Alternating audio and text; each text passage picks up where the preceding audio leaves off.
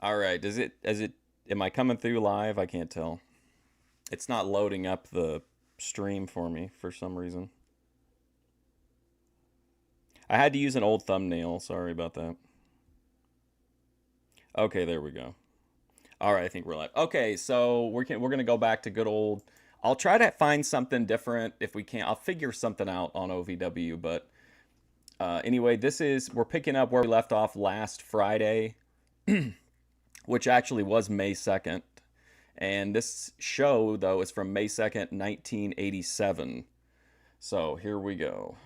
Sorry about that on the OVW. Team with Pat Tanaka a little bit later on, and today we have the return in a six-man tag match of Steve Kern. Fabulous one himself going to be right back here with us on this week's Championship Wrestling. We got to get it in, so we'll take time out. Be back in just a moment.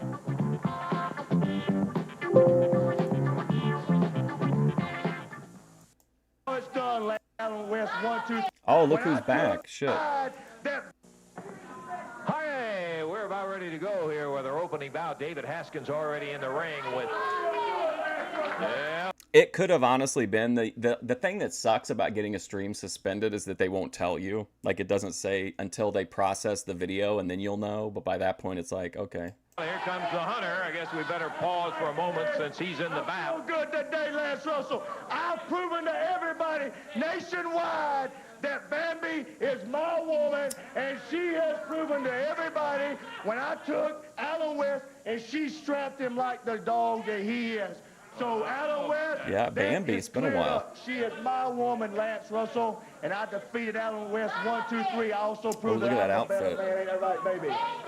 Okay, well, that's your side of it. We'll see your action in the ring. Isn't that touching, David? Oh, boy. That's how it's done, Lance Russell. I hear what you're saying. The Hunter with his mascot, Bambi, we're ready for the official introduction. All right, it's going to be a one-fall 15-minute time limit. Waiting in the ring at 235 pounds from Memphis, Tennessee, David Haskins. And from Black Rock Mountain, Georgia, 231 with his mascot, Bambi, in the corner. The Hunter, Jerry Calhoun, the referee. Bambi. Hunter, David Haskins. A couple of guys about the same size, both of them good athletes. The Hunter with tremendous upper body strength. Welcome back, Jeremy. Hang on a second. I'm going to reload this. Where are we at on this? 4 minutes and something? 2 minutes and something? I'm just going to reload real quick.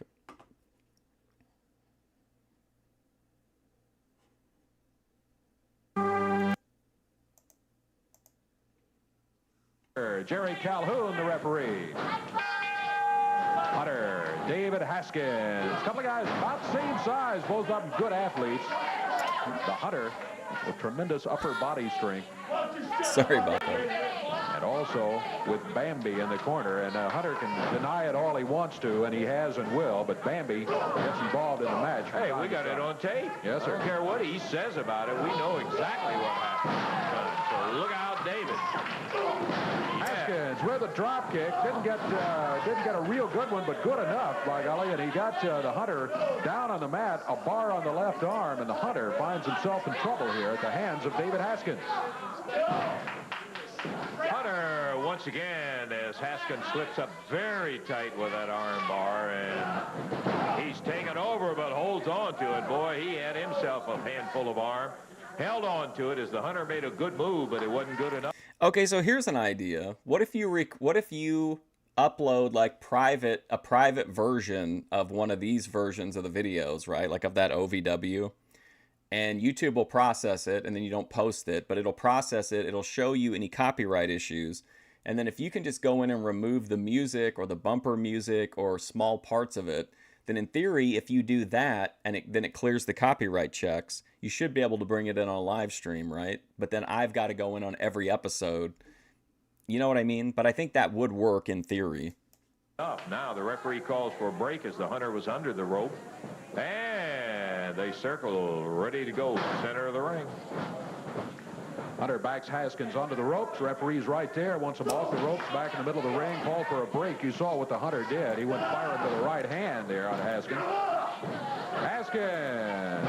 Oh, picked up and thrown back. That's strange, huh? And let me tell you, he caught him coming off those ropes on that slingshot with a flying press. And David Haskins is no featherweight either. No, sir. Because the videos don't normally get claimed because of like, oh, it's this entire episode of whatever. You know, it's normally just like bumper music or entrance music, whatever. As long as you're not streaming it like directly from the WWE vault, then they know, then they get notified what you're doing. Headbutt by the Hunter. Haskins on the mat, under the ropes halfway. The referee trying to back the Hunter. Oh, yeah, there's Bambi. You saw what happened. Bambi going after Haskins while he is down on the mat over here. The Hunter now picks him up by the hair. Suplex, snaps him back. Boy, he does do that, doesn't he? Hunter yelling, that's Alan West. Alan West. David Haskins. And he better look out because Haskins is no pushover. Haskins is no pushover. Haskins is not as big, even though Haskins, as we said, is not small. He's not as big as Alan West is. No. There's another headbutt by the Hunter. Haskins back near his corner. Hunter goes in there after him, picks him up by the hair. Now he's got him up in the air. Body slam on Haskins. 2 minutes gone in this one. Yeah, I really don't understand it either. If it's stuff that like, I get it on the copyrighted music because it's whatever, but like this stuff that's like, I don't know. They don't offer you a way to watch OVW. Like, so why do they care what you do with it? If it was that valuable, they'd be putting it out, the first right? minute 15 seconds, but for the last 15 seconds, the 45 seconds, it has been all the Hunter. There's a slam by the Hunter. Back to the ring. Whoa! Haskins moved out of the way. Hunter dropping down with the upper arm. Now here's Haskins. He's coming back with a right hand fly. I was so excited for the damaging. I'll figure it out. I'll get OVW cracked. Good backdrop by Haskins. Quickly, he's after the Hunter. Whips him into the rope. Upper arm, nice one. David goes for the cover. Counts at one, and the 1 count is all he can get. Haskins doesn't give up, though. He fires him into the ropes again. Look out. Hunter grabbed him coming off the ropes. But it's kind of a version of the reverse neck breaker. Yes, it was. It looked like. Exactly what he went for, and he got it so quick. Power slam. Well, I knew the risks. That's going to be it. That is it. David Haskins. We'll learn from this, That's a good and effort we'll by David. move But forward. the Hunter and a little assist from Bambi at one I like time Memphis over on the here. little Gets TV, the though. I win. think it's 3 kind of minutes, 2 seconds. Take a look at the reverse neck breaker that the Hunter put on him here. Look how You can quick see he catches him. coming off the ropes. He whips right off the ropes, and he sets himself, grabs him right that's right. and there, snaps him down. See how he twists him down there? And with him down, you can see that was going to be it. Count of 3, and the Hunter wins it. Excellent. Well, the easiest way to do it is to do what a lot of other people who do this do, which is stream on Twitch and then upload the VOD here. But you can't monetize it, but at least you can run the VOD here. You know what I mean? Like your viewers can come in and watch the entire stream. Everything will get copyright claimed. Now, the Lenny Kravitz thing, that might block it in some territories, but like you could go in and like remove the music before you uploaded it. But a lot of people who do WCW and WWF reactions stream on Twitch and then upload the VODs here. And then their lives here are like, you know, off-brand wrestling companies you can get away with. Move, we got to give the Hunter credit in that fact. The way he stutter stepped when he came off the slingshot affected the ropes and went into that reverse neck breaker. Uh-oh, Paul Dangerly. Next match, we just will wheel right on into it, David. All right. Who this the one's hell gonna are be these one ball, guys? 15-minute time limit. Giant tag team in there right now. Going against the team out of Mississippi, Jerry Garman and Benny Traylor. A couple of fine young wrestlers. But across the way, huge tag team of the Mercenaries. The Mercenaries. And you see that with Dangerly. That is Paul E. Dangerly, their manager. Paul E. Dangerly. That's right. You know, Lance Russell, everybody's going to know today just why I am in a rotten mood. So I said to myself, I said, Paulie, it's time to go out and get some butt kickers.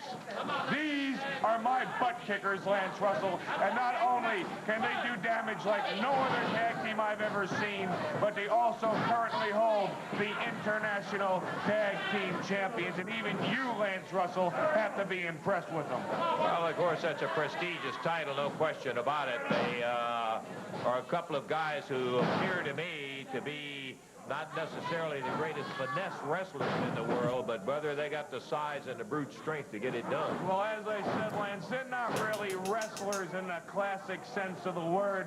All they are butt kickers. All they do in there is get the job done. So you can have Lawler, you can have... Kind of sounds like Terry... Heyman kind of sounds like Terry Funk here. The Mercenaries are going to get the job done. Might be because the audio is kind of That's why I wobbly. because I have a lot of aggression to let out, and these guys are going to get my anger out, and they're going to help me, and they're going to just do nothing but kick butt and take names.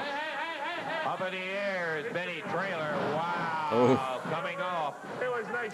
That simultaneously looked horrible, yet also painful. All E dangerly, and we got a 1, 2, 3, and that's going to be it right there. Good team of Garmin and Trailer, but these guys are just too big. And rough and tough. To finish it off, throwing Benny out of the ring down on the floor, they come up with a victory. Minute 30 seconds of time on it, and boy, these guys are awesome. They're going to be Hey, welcome back, The Sam Retro. Mercenaries, and we'll We do take Memphis time every now. Friday, Be back in just but a it's moment. like reliable, and I know it's going to be good, so in a pinch, I figured we'd jump in for some Memphis today. Thanks, Cornette. I'm Team Russo Evansville, now. stand by for Wednesday night. Brother, you got one coming in. I am telling you what, tremendous AWA Southern Tag Team Championship mixed tag match. In addition to that, an AWA World Title match. Just all kind of action coming in Wednesday night. Right now, coming out. A man will be involved in an action that'll be mixed. It'll be the Hunter and Ooh, Bambi, double going dip. against Alan West and Debbie Combs. What a joke. Alan West, you're a two-time loser, boy. You couldn't defeat me. You can't even handle a female. You couldn't even handle Bambi. So what do? You go out and find you some blonde nightmare, Debbie Combs. With Debbie Combs, you come on down. I've only seen... This is what you've got to look. We started watching at the beginning of 1986, and we watched like every... we watched every TV episode, and then now we're on to 87. But like what I've seen of it, I think it's... like I love Mid-South. But like the studio feel in Memphis is just so like it's. I heard so many people talking about it in podcasts and stuff, and I'm like, could it really have been that like heated in there? And it's like, yeah, it really was. Look forward to, and she's going down 1, 2, 3. She's No, I like Debbie Cornette Combs, and I'm normally. gonna pin Alan West. I disagree both with him on a together lot of right in stuff, the ring though. at the same time. Well, it'll be interesting to see you try, and that's what we're going to be out there for. Downtown Bruno. Evansville, Indiana. Oh, right? look A at city these- with no look at the class. sunglasses. Well, first of all, after that big goofball, it looks like he has elephantitis. Oh, Bam, bam, man. Brickhouse gets his shoulders pinned 1, 2, 3. Remember when these kind of glasses were like really popular, like the weird shaped shit? And diamonds are gonna shine in Evansville, baby. Yeah, Robot Glock. I got shut down by WWE or probably Lenny Kravitz. You started CWA 89. Nice. Oh, Ricky Morton heel singles run. Nice. Yeah, Memphis is like... I feel like even when Memphis isn't what I've seen anyway, that even if it isn't like great, it's always at least like... it's like always unique and entertaining. Baby, tell him, baby. No time, no stopping, no stopping the match. I love the You know, promos. Lance, Billy Travis is about as much trouble for me as training my little dog. You give him one good kick in the ribs, it puts Oh, his tail wow. behind the legs, runs and hides behind the furniture. Exactly what happened last time. He ran everywhere. I couldn't catch him. Finally, when I did, started beating his brains out.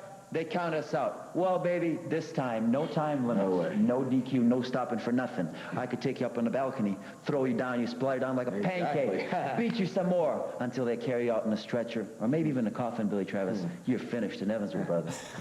That's the way it's going What to a be. pair of Lance Russell. To the sunglasses. city of losers, finally comes a champion right here. Sure, Nick Bockwinkel, but Paul Diamond too. At Evansville, Indiana, like I said before, the diamond is going to shine in Evansville. Okay.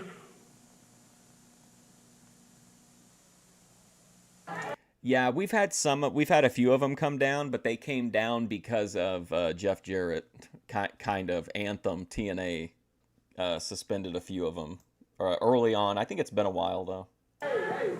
Okay, we've got one half of the six-man tag match in the ring as Boss Winters pacing up and down the ring with Rough and Ready and Thunderbird in there, and here he comes, the fabulous one. I feel like TNA was much better too when they were, I don't know if you'd call it a studio show, but when they were in the asylum, I feel like that was the best era of TNA for me, like most well, I'm not going to say best.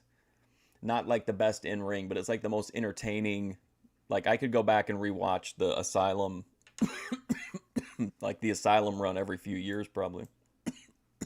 Steve Kern leading away for his team. Steve Kern, Mark Starr, Alan West going against Rough and Ready and the Thunderbird. This match is going to be 1 fall, 15-minute time limit.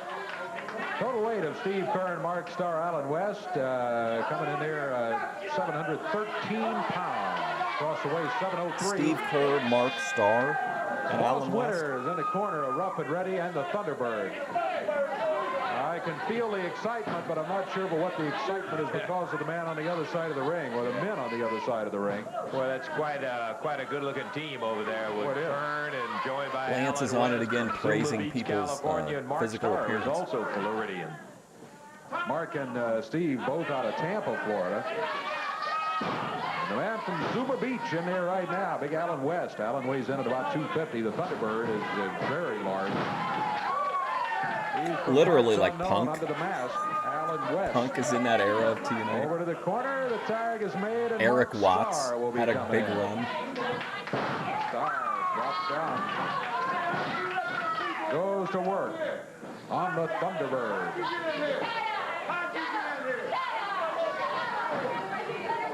Starr hammering the Thunderbird's left arm up behind him. Here's the tag, and here he comes, back officially in the match. Not to right mention, now, Steve.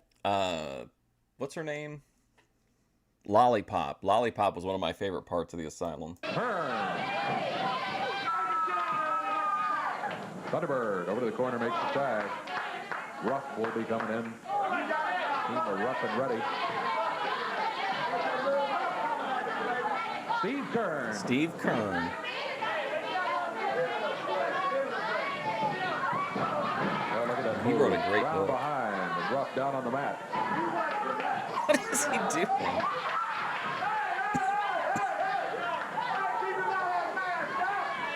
Boss Winter yelling, hey, tell him to leave the mask alone. Lance is window shopping. The mask. Referee verified to Boss Winter. What Kern was doing was absolutely legal. Boss Winter didn't believe it, but it's true anyway. Kern over to the corner, the tag on Alan West. Alan up on the middle rope. Comes down on that left arm. We passed the 2-minute mark now on this one. I saw Alan West somewhere recently. Six-man tag Like team maybe a new action. shoot interview or something. I saw somebody post it. Maybe he was on a podcast. I don't know. I feel like I saw something on YouTube about him lately. Alan West putting the pressure on. Up the Power arm and top. shoulder. Ruff of the team, Rough and Ready.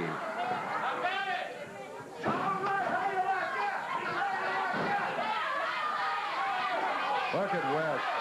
I feel like Memphis has a lot of that too, of never knowing who's going to show up. And I also like the fact that, like, someone can come in for literally one show and then you don't never see them again. Or they can come in like, they use Kabuki like that in 86. I think it was in, yeah, he was in 86, I think. But, like, I just like it that someone can come in and, like, work one program and leave, or come in for, like, they'll bring Rocky Johnson in just for, like, a big tag team match. Like, I think that adds a lot of interest to it. He just scooped him up in the air. He's got him high over his head and dumps it. Yeah, Lollipop. Oh, man, the camera guy, too. He was not shy, and she certainly wasn't shy. Their angles. Rough up. He's over to the corner and makes the tag on Mark Starr.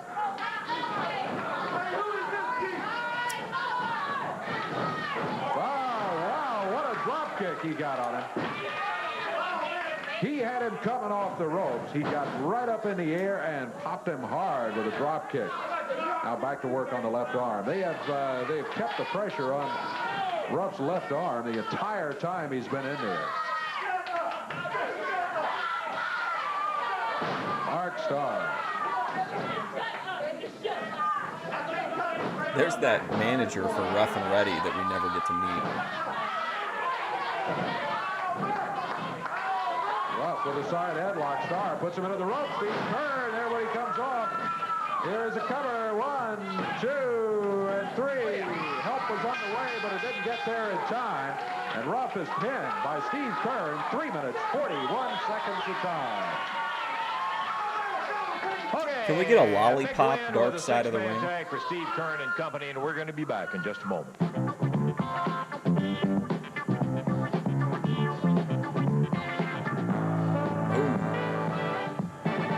Hopkinsville, look out! Championship Wrestling coming to the convention center there at the Western Kentucky State Fairgrounds. Now, let's move on to Wednesday, because I'm talking about Evansville Coliseum blowing apart with great action, starting with Mark Starr and J.T. Southern going against Mr. Sheeman, Mr. Hilo. Then an AWA Southern Tag Championship defense with Rocky Johnson, Soul Train Jones against Big Bubba and Goliath. I just thought I'd tell you and all the people out there that Bubba and Goliath are going to beat ST and Rocky and get the belts Yeah, back right exactly. Appreciate That was a really news cool flash. We'll see Wednesday whether they can come true or not. Then it'll be Alan West and Debbie Combs going against the Hunter and Bambi.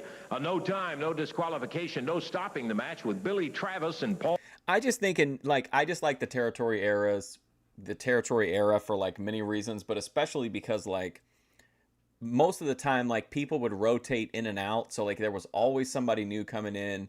If somebody was getting stale, they would like, you know, they would rotate out at some point, you know, like, and I like the idea of people coming in just for like a one shot or just for one feud or just to back someone up for a feud. Like that's really hard to do if you don't have this like plethora of, you know, little feeder systems running. Paul Diamond getting at each other's throats. And finally, listen to this main event. AWA World Heavyweight Championship match when Nick Bockwinkel will be defending against the huge Bam Bam Bigelow. All of that Wednesday night. Remember when TNA, whenever they showed that footage of Jeff Jarrett attacking Hulk Hogan, and they literally showed it every week for years, and then like I guess he did eventually come to TNA, but like I swear they promoted that for like years and nothing ever really came of it. Coming to the Evansville Coliseum. But they played it constantly. Billy Travis, Jeff Jarrett, and John Paul are going to be teamed to go against John the Paul. Rising Sun team of Shima, Hilo, and in the ring with him Tojo's this out time, there. Oh, he's wrestling. Tojo Yamamoto. This match, 6-man tag team action. got It'll Jeff be one Jarrett. fall, Better put up in this 15-minute time corner. limit. Billy Travis out of Lexington, Kentucky. Jeff Lowest Jarrett pay. from Nashville, Tennessee, and John Paul out of Minneapolis, Minnesota. What about the weighing in at a total of Rats, though, Dante? 646 That's what pounds. that's The mine would Japanese be team my all main out of concern. Tokyo at a total My of concerns would be 699. Rats, Jerry Calhoun will be the referee. creative, Jeff like Jarrett used in a creative is gonna be way, starting and then against money. Shima. Yeah, this is a situation, Davey, where you got a lot of young fellows on one side of the ring, and Jeff and Billy, who have wrestled together a lot. But Wow, nowhere near oh, the shit. experience. How about Shima? Oh, here's There Hilo. goes Hilo and Yamamoto. Get out of there, Tojo. Decided, no, I don't believe I will. But you've got Travis and Jarrett joined by young John Paul from Minneapolis, and that makes a young, aggressive team. They should be very good together. They should indeed. You also have the added element. I just of got the, so sick the of that falling fucking out, which, video of goes him back attacking some him at months whatever that between was, the Jeff press Jarrett and conference Tojo. or something. Yeah, because Tojo was in part responsible for Jeff. Jarrett As is a getting his professional timing a wrestler lot. because he He's like learned a much lot from improved here. Tojo. Look out behind Jeff. He turned, he wheeled, and heard footsteps, I guess. They were the footsteps of Tojo Yamamoto, who immediately turned and headed back out of the ring. Shima back in there now against Jeff Jarrett. Bag on John Paul. Ooh, yes. A drop kick way up in the air. Caught Shima right in the head and the chest. Boy, he gets way off the mat, doesn't Yeah. he? High in the air. Good athlete, this John Paul is. Hung him He's out off to the dry. ropes. He presses. Aha! Hilo down to the mat. Count I like. 1.5. Well, I mean, haven't seen. Hilo I haven't back seen him up on his really feet. showcase a lot in these TV matches, but I feel like Mr. Hilo is an interesting worker. Here's Billy Travis.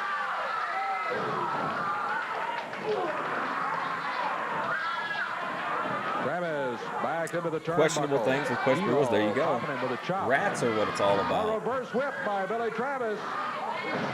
Rolls him down. Shima comes in. Travis takes him, and then Tojo. All of them.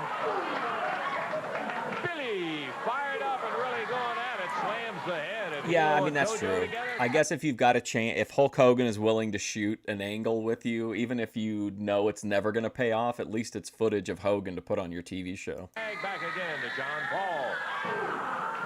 Hard to pass that up. Hilo, oh, he got him. Got him in the eyes. Leaves him for Shima after the tag.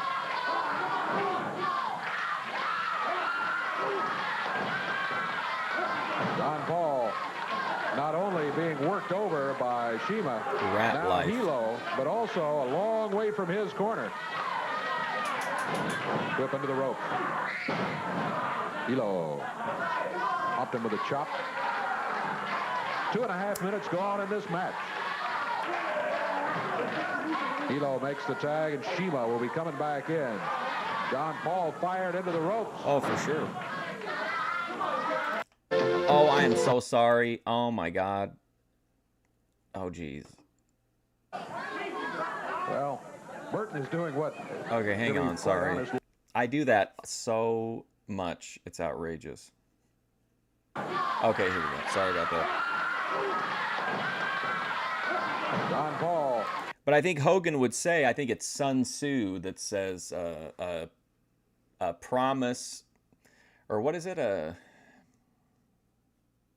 promise made is a necessity of the present. Or no, as a necessity of the past. A promise broken is a necessity of the present. Something like that. Not only being worked over by Shima, now Hilo, but also a long way from his corner. Yeah, they promote AWA a lot. AWA, ESPN, or who, maybe it's WWE, but I swear it says it's like a ESPN thing. But anytime they show the AWA clips on here, I have to fast forward to Shima them. will be coming back in. John Paul fired into the ropes. Referee was warning Shima about something. I don't know what it was. I couldn't pick it up either, Dave. Don't warn him about Jabbed him anything. with the point of the fingers with that shot. That could have been it. Yeah, again, he steps back in. Shima, no question about it. The record that this guy has, proof positive, is that he is a world-class wrestler because he has held a lot of titles, beaten a lot of wrestlers. Held that international title, as a matter of fact. Tag title for quite some time. John Paul taking quite a Mr. Hilo's got a has a really good like brawl or body type. Shima does, but boy, he is strong and very aggressive. Has raw power. Look at Tojo. Yeah, you got Tojo also from outside. They're working on him, holding him over close to their corner, keeping him away from the tag across the ring. John Paul trying to battle out of there, just not able to do it. Shima fires him into the ropes. John Paul drops him down, sunset flip. Referee's not looking. He had him down for, I don't know if he could have held him for 3 or not. Probably so, but the referee's attention diverted by Mr. Hilo. Tojo and Hilo over in the corner. He did not see that the shoulders were down. Oh yeah, Mr. Rising Sun Shima. John Paul. He's been in there a long, long time. He needs a tag badly. You read about that. Tojo not helping. Well, the reason I think I have such expectations for Mr. Hilo is because he reminds me of Morishima. Him out, isn't he? As the referee battling between Shima and then Billy Travis. We're about 4.5 minutes into the action. John Paul in trouble. Tag made. Here's Tojo coming in. Oh no, poor Threw a Tojo. right hand at him. Tojo with the chops. John Paul Hot gets the tag on He went Tojo. flying to the corner and got the tag on Jeff Jarrett. Oh, look out. Here comes Tanaka. Oh. Jeff goes after him. Here comes Paul Diamond. The referee wants the bell. As Diamond and Tanaka hit the ring, that is going to be a disqualification. Jeff Jarrett, Billy Travis, and John Paul are going to get the victory here. Oh, over the man, Japanese he team by clocked it. That was a nice disqualification. punch. Referee gives that official ruling right there. So they get the victory, and they also run Tanaka, Diamond, and the rest of them out of here. 4:53 the time. Right at the 5-minute mark, the winners, Jarrett, Travis, and Paul. We'll take time out. Be back in just a moment.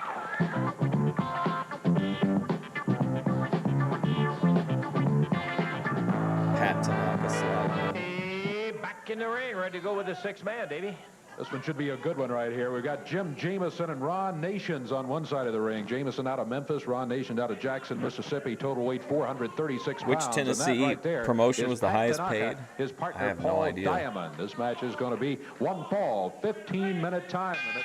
Jerry Calhoun, the referee. Pat Tanaka and Paul Diamond. Oh, you're saying Total weight Dante. Okay. 434 Sorry. pounds. Tanaka out of Hawaii. Paul Diamond from Thunder Bay, Ontario, Canada. Tanaka against Jamison right now. Boy, I hate the attitude adjustment that these guys have had. It's all been in the wrong direction. Before But penicillin. I have admired since we first saw them. The Hawaiian Pat Tanaka and the Canadian Paul Diamond. They're a couple of good ones, and they're tough as nails. And since downtown Bruno has been influencing them, That's why Tito always they're tried to even build a tougher fence because they around have the no rats. Keep 'em hesitation clean. about what they're going to lay down on their opponent. They do what they have to. That was a big broad arm smack, and he staggered Jamison with that. Jamison hit with a clothesline there by Diamond. Paul Diamond grabs the hair of Jamison. Oh. You're right. The disregard for the rules that Bruno's instilled in Tanaka and Diamond has changed the character of the way they wrestle totally. Jamison. Yeah, things like that. I mean, come on. But they can go. But they are rugged wrestlers in their own right. Absolutely. George They needed Gulas. Bruno like a hole in the head, but they got him, and he's got them, obviously. Look at Tanaka. Tanaka had the fist doubled. He's warned about that by the referee. He says, oh, you didn't like that? How about this one? Here's another one. I always hear about Lawler booking people and then starving them out. I think Cornette's talked about it like a In million control, times. Diamond is complaining about the caliber of their opponents. Here comes Ron Nation. He's big fella. Big Ron Climbing in Nations. with Pat Tanaka. Tanaka just threw Jamison over to the corner and said, go ahead, tag your partner. Tanaka with a back kick. Hit him with a grazing blow, but boy, Nation's a little bit stung by it as he got him under the chin on the collarbone. I think after watching him with Jamison in there, he was a little apprehensive maybe of the moves of Tanaka. Look at the hair. Yanked him right back onto the ropes. Referee's calling for a break. Tanaka breaks it, and then at the instant he breaks it, he comes firing back with that right hand. Not only did Tanaka have the fist double, he's got that fist taped up, too. He's got tape all over his wrist and the knuckles of his right hand. Of course, he has tape on the wrist of his left hand, too, but the right hand is really well taped. Paul Diamond drives forward, puts a foot in the midsection and right into a towering suplex as he drops Nation down. Kind of pulls his arm down, indifferent to the situation. He had no intention of pinning him. He was just getting him down for the count, do a little additional punishment. What's this shit all over his body supposed to be? Yeah. Like camouflage or what? Diamond, It looks very awful. I strong. got at the 2 count. He just grabbed him by the hair and picked him up. He said, no, I'm not ready to pin him Look yet. at that. Rubbing his face down in the mat. I thought it was like a Borderlands thing at first. Paul Diamond. Trying to Oh, make look out. himself look Nation's thrown cell-shaded. through the ropes down onto the floor. You could tell that's what Diamond had in mind as he grabbed him. Tanaka down on the floor now. Right fist. Here comes Jamison around to try to help his partner Ron Nations out. Diamond out on the apron. Oh, look out. Come on, Ref. Nation's head slammed into the seat of that folding metal chair at ringside. The manager's chair. You mean the guy that wrestled as his nickname was the Miser, was the cheapest guy?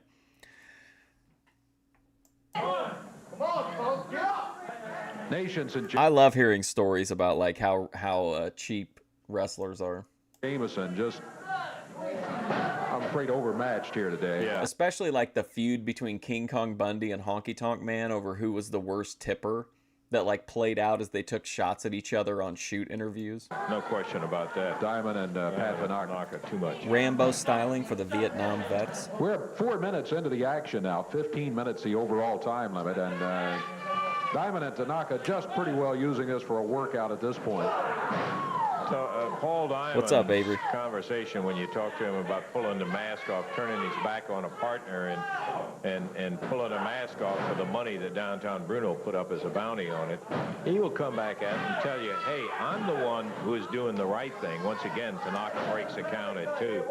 He will tell you, I'm the one. I do have a couple older videos, but I haven't seen him since I saw him crossing the street downtown late last week, but I don't think I've seen him since then. But I've only gone, I think, to the library a couple times, and he could be elsewhere downtown.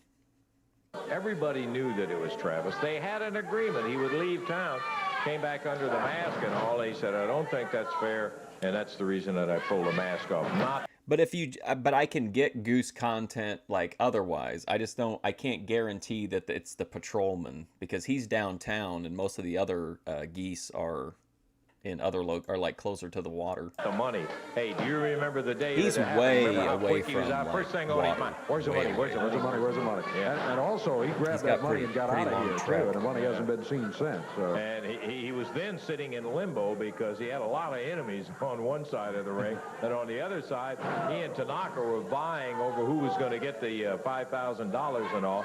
So when he had no friends and all enemies, he decided it would be cheap at half the price or twice the price to pay off Pat Tanaka $2,500, and that's what he did. He split it with him in there, and it came back and graciously said, well, you helped get the mask off, too. That's right. Bought himself a tag team partner is what it amounted to in that case. Tanaka in there now, working on Raw Nations. I guess we all do it to some degree in terms of justifying our actions, but brother, I'll tell you what, these guys, they're double something. Same way with Pat Tanaka. Pat, who blames Jeff for turning his back on him and deserting him. And when you go back 1, 2, 3, yeah, he got him this time. He didn't pick him up. Certainly didn't need any more punishment rolled into Ron Nations. He had taken plenty. Pat Tanaka, Paul Diamond, totally in control of that match. And as Dave indicated, they used it as a workout at the end. They come up victorious. And how long, Davey? Time was 5 minutes, 43 seconds. 5:43 as Tanaka and Diamond get the victory. We've got the Golden Boy. Yes, sir. And Stretcher Jack Hart. It'll be coming up a little Barry bit. Horowitz Right now, we'll take time out and be back with you in a moment.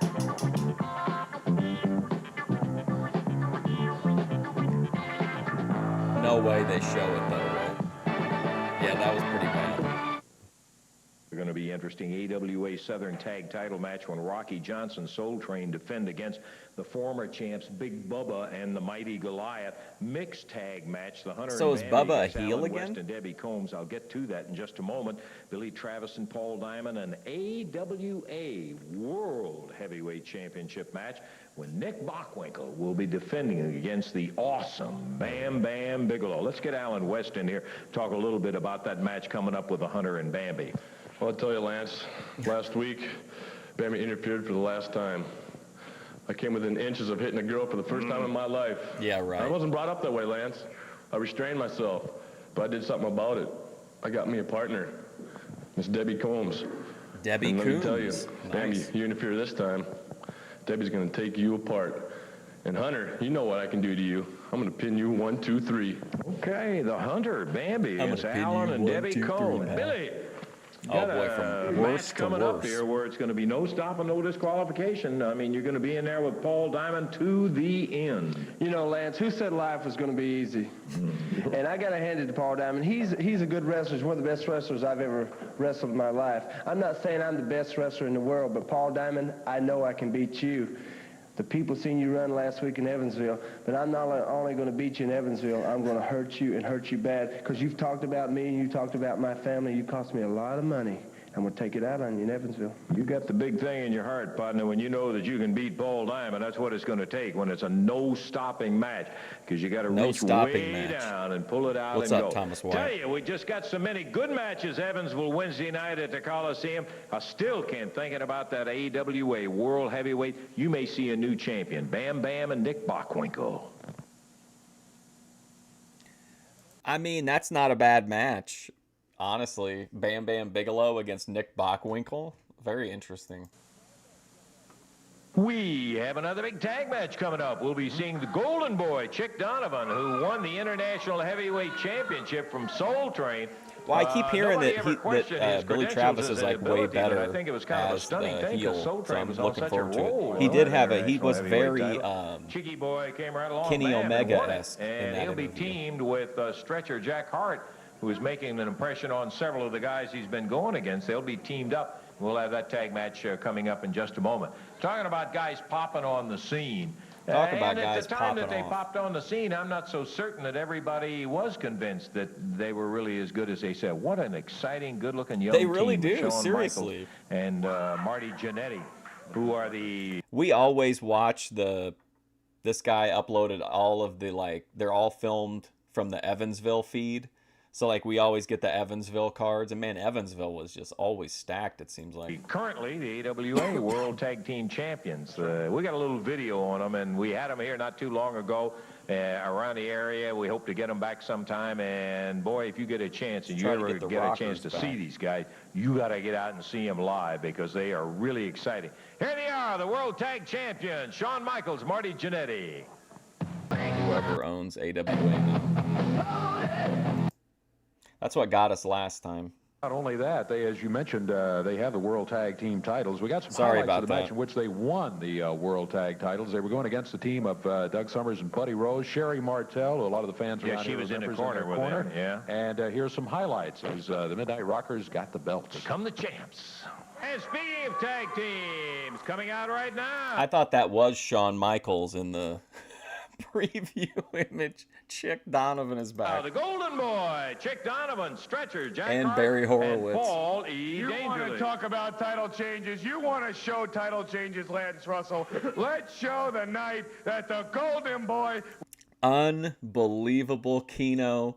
Paul Heyman managing a tag team of Chick Donovan and Barry Horowitz. Amazing. with the help of my I personal love friend, it. the Stretcher, beat that no-good Soul Train Jones to the mat and took the International Heavyweight Championship. Jack, come on Yes, over the here. blowaway Come on diet. for a second. I want to Classic. thank you right here on TV. It was Jack who helped us one. Not only my masterminded plan, but Jack over here, he added that little extra that we needed to take the belt from Esty. Isn't that right, Jack? First Tell of him, all, I baby. want to make a correction on Soul Train. It's Mule Train, Mule Train. and Cocky Johnson. That's okay? right. And second of all, I want to thank you for letting me be in your stable. The thank greatest you. wrestling manager in the world. I'm going to get Thank you, short. Jack. I'm going to be real short and right to the point right here. Cocky Johnson, Mule Train. We're going to stretch you so bad, man, you're going to go home face down in a shoebox when we're done with you. And that's all to it. That's all I got to say. What? International Heavyweight Champion, Face the down Golden in a Boy from shoebox. Hollywood, California, Chick Is Donovan. that a Tony Atlas Like I reference? told you people last week, the Golden Boy in all his splendor and all his glory has returned on the wings of the Great Eagle. Boy. And the Great Eagle told me I was going down and I was going to be some chump. And I was going to become the International Heavyweight Champion. Let's go. And brother, right in front of you proves that the Eagle don't lie. Because Eagle the don't Golden lie. Boy can be sassy. The Golden Boy can be nasty. But beat me, baby, if you can. Well, don't think Fan- that I there love won't be a lot of wrestling. them right in line. What a great standing promo. up that'll be challenging for it, and you know it, Dangerly, that he's not got The Golden Boy can get nasty. I need that on a t-shirt. Can you imagine me at Kroger wearing the Golden Boy can get nasty t-shirt? that as something in perpetuity. He's got Oh, it my as Lord, long what a as he can promo. beat people for it. Well, he's not only going to be beating people, but he's going to be putting them down. Absolute and if Jack has nonsense. anything to do with it, Jack's going to be there just to stretch him after the match is over. Isn't that right, Jack? Daddy, stretch That's him right. AAU style. That's right. Style. Jack, Okay, we're going to see what it is all about inside the ring. We've got a tag Imagine match coming explaining up where this Hart to, and like, an Donovan will be alien. teaming together, and they'll be going against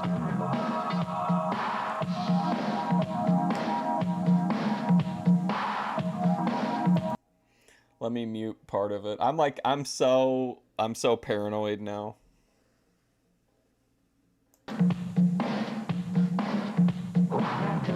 This is so weird. I love Memphis. Memphis is so fucking weird.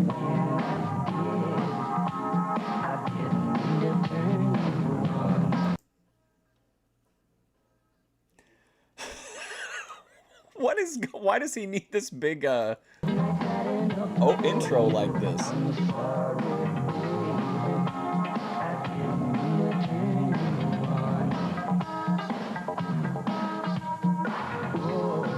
What's up, Ember?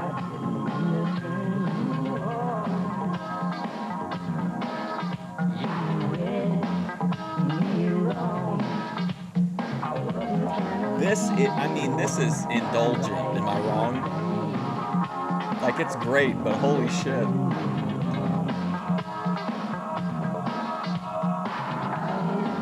I think now that we've ended up in a situation. Man, they really gave Chick the business there. Wow. Looking at our Chippendale strip by Chick Donovan, we're ready to go with action in the ring. Starting out will be Randy Bryan. He and Ed Maddox. All right, see you later, Ember. Going against the international heavyweight champ Donovan and his partner. Man, what a vibe. You know, Lance Russell and Dave Brown, even the two of you have to be impressed with my stretcher and my golden boy. It not only took the mastermind of Paulie Dangerly to take the belt from that no-good Soul Train Jones, but we had a little extra help from Stretcher. I don't deny it. Shout out Psychic Awakens Tarot. Do they use Jimmy's story though? Or are they just telling his story? Yeah, as a matter of And not fact, I admitting guess the way it's looked at it in a good many quarters, that is the bottom line. I'm not sure that that's true in a lot of other people's mind, but he's got the title, no doubt about it. He has the belt. Are they trying to destiny swap with him? And you show those Midnight Rockers beating two guys for the belts. If you wanted to show a title change, you should have shown the Chickster. You should have shown what happened when Rocky Johnson got involved, and therefore the Stretcher had to come out and take care of him too. You see Lance Russell and Dave Brown.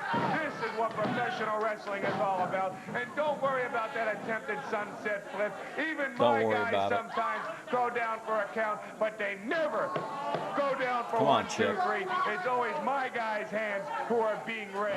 Can we be honest? Wow, that takes all the suspense. And just say it. This Chick Donovan would have been a much better Ultimate Warrior. Can you imagine? Like, what art would that have been? Chick Donovan as the Ultimate Warrior? Inside of it is a guarantee from Paulie Dangerly that his boys, Donovan and Hart, just don't get beat. I don't believe I've run across that breed of animal in the wrestling business in all the years that we've been together, Dave. Hey, what's up, Benny? Somebody that never gets beat. Undefeated tag teams don't last forever. That's for a fact. I tell you what, Lance Russell, not only do I have the international heavyweight champion in the Golden Boy and the international tag team champions in my Mercenaries, but now I mean, what a wacky situation. Can you imagine Chick Donovan versus Hulk Hogan headlining WrestleMania 6? They better see exactly what this is all about, because I'm coming after those belts too. See, by the time I'm done here, instead of running down, he like struts down. Well, again, a big announcement from Paulie Dangerly and Chick Donovan. You're at McDonald's. Kicking away on Ed Maddox. Shout out to Vinny Slugga's dad. A real pimp. And throws him into the ropes, takes the slingshot effect, and drills him with a forearm right across the chest with a broad arm. And Donovan, the Golden Boy, Tell your dad he's one of my favorite actors on YouTube. pounding hard on Ed Maddox. Randy Bryan and Maddox both trying hard, but I'm a son of a gun. They just can't get it started. You see, Lance Russell, let me tell you something. I hear that there's a lot of scientific-style wrestlers out here, huh? Let me tell you something. If somebody wants to wrestle collegiately, let them get in the ring with the Stretcher. If somebody wants to show me how good-looking they are, let them get in the ring with the Golden Boy. And if you got a tag team that can come against us, bring them on, too. Because we can take you collegiately, we can take you... Hey, Vinny, would your dad pay for McDonald's if we did a collab? Breaking wise, or we can take you 2-on-2 tag team. Any kind of situation we want, we're the best. All right, Jack Hart in the ring with Ed Maddox right at the moment as he takes Maddox over and down. We'll collab for food. Chick Donovan, the Golden Boy, drops down with a big leg. Maddox could use a little relief from his partner Randy Bryan, but he can't get close enough for a tag. Man, hate the body halfway scissors. across the ring from him. He's not a closer fan of now, that but not close enough for a tag. Chick Donovan, the Golden Boy picks him up, rams him into Stretcher Jack Hart's knee over in the corner. You know, Dave Sit Brown, down, man. sometimes you ought to come up for air. Fight in the You crowd talk breaking just out. too much for my liking. But anyway, now you're seeing what happens when the chickster gets angry. You see, not only can he razzle very and dazzle you, but he claustrophobic can take camera you down angle. to the mat and teach you a lesson. Freaking me You out. see, the Golden Boy and the Stretcher are together now, and they are going to show you what tag team wrestling is all about. You see, Jack can take you on collegiate-wise, and if he gets mad, he can take that club and knock you upside the head with it. Get him, Stretcher! Hard in there with Ed Maddox. Maddox, who needs to get out, can't, as he was picked up. Big slam coming down, and now with a leg right across the small. I love back that Barry from Jack Hart. Horowitz He is makes like one of the tag back top on Chick heels. Donovan. How's our time, Dave? We're coming up now on the 5-minute mark, 4:50 into the action right now, and Maddox has been in there a long, long time. That is what I call smart teamwork, because as you well know, the referee can't disqualify you until he counts to 5, and they break at 4. That's smart teamwork, because if you don't get disqualified, you'll win the match. And as long as we break at 4, the referee can't do anything. And as for this referee, I don't even think he can see, because he's kind of blind anyway. Well, Wow, nobody strong escapes words about the angry CWA tongue of officials. Paulie Dangerly, even referee Jerry Calhoun. Look at the bridge with Hart, and he gets the right shoulder up. He did not get the pin on him. He was so confident. He was Just a 2 count. Yeah, he was into a big bridge on Ed Maddox, and he just kind Come of on, was Barry. back Hindu style laying there, and Maddox was able to get the right shoulder up, so he never got the 3 count. We passed the 5-minute mark, and Chick Donovan takes over as Golden Boy comes in against Ed Maddox. You lost a fortune betting on him? That's a shame, man. Record of the prosecutor on the Perry Maitland series. I have yet Nasty to see him win a looking. match. And what you're seeing here What's up, now KP? is that because the referee was either too blind or too dumb to count to 3, now we're going to punish him, and now we're going to take this guy. Did and Chick as steal Jack that says, from Dutch stretch him Mantel? beyond belief, because he just doesn't know And when to Honky? go and get out of town.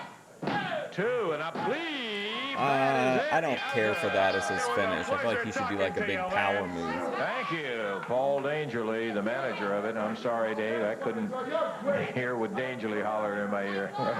I tell you, he was hollering through the whole thing. 6 minutes, 22 seconds was the Paul time on Heyman it. should put Donovan that and, necklace Stretcher on Jack Barry do Horowitz. indeed get the victory here, so Dangerly was right about that. Their hands are raised. 6-2-2, and as they go walking out of here, we'll take time out, and we'll be back with a final word in just a moment.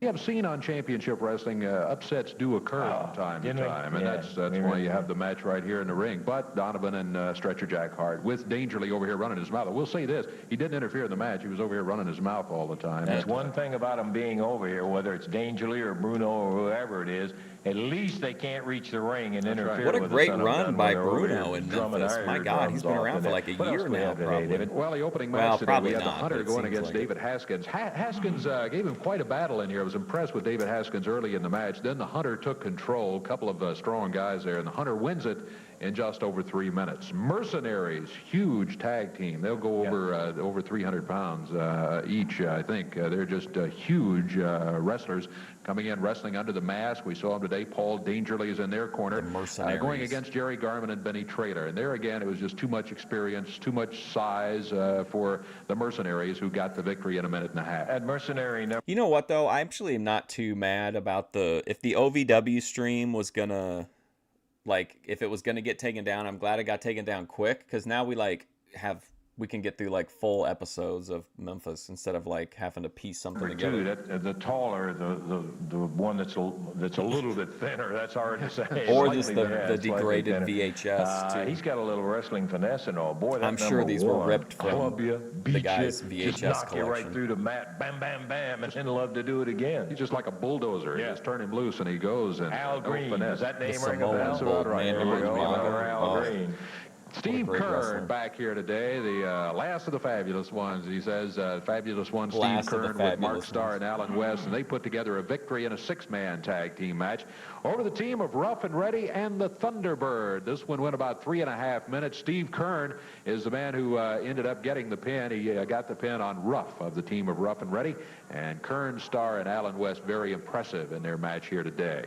Billy Travis, Jeff Jarrett, John Paul back in for another 6-man match against a rugged Japanese team, Shima Hilo and Tojo Yamamoto in the ring today, but it was Billy Travis, Jeff Jarrett, and John Paul getting the victory by disqualification because Pat Tanaka and Paul Diamond and then others started in the ring. Referee stopped it, so Jeff, Billy, and John Paul get the victory. Then Paul Diamond, Pat Tanaka back in here, official. Oh.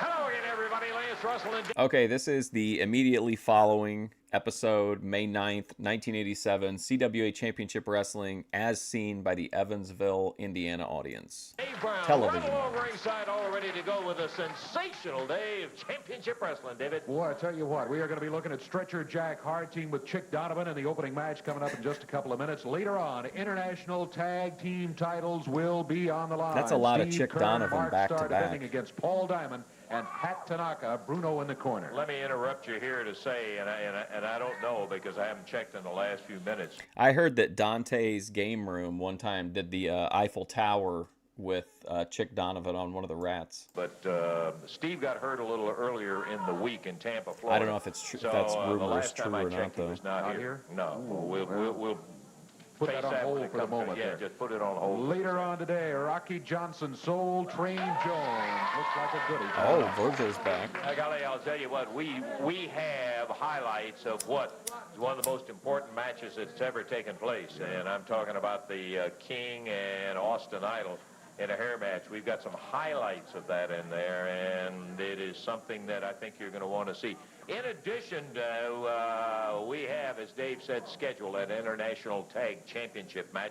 We've got a lot of other action that I know you are going to want to see. Stay right where you are. We're going to take time out. Hold Be on a back in second. just a moment.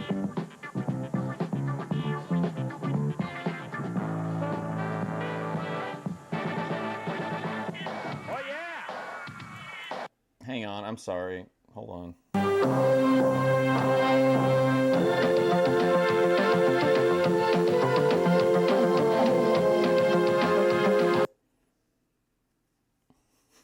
Highlight to that I think you'll be interested in seeing a little bit later on. In addition to that, I want to give you the first. I messed up the order on these. I'm sorry. This one's from we needed to be here, July 18th, 1987. Sorry about that. I goofed it up. Word about the big super tour that's coming here in August. Yowza. We're going to be having the world champion in here. We'll have the world tag champions here. I better It's going to be switch quite a strands. program, and we're going to be telling you more about it as time gets closer to it. That'll be coming up in August, right back. the World Super Tour, and we're looking forward to telling you about that. Hey, I guess we better get on it. We've got plenty of action to go, and we'll take time out now. Be back in a moment.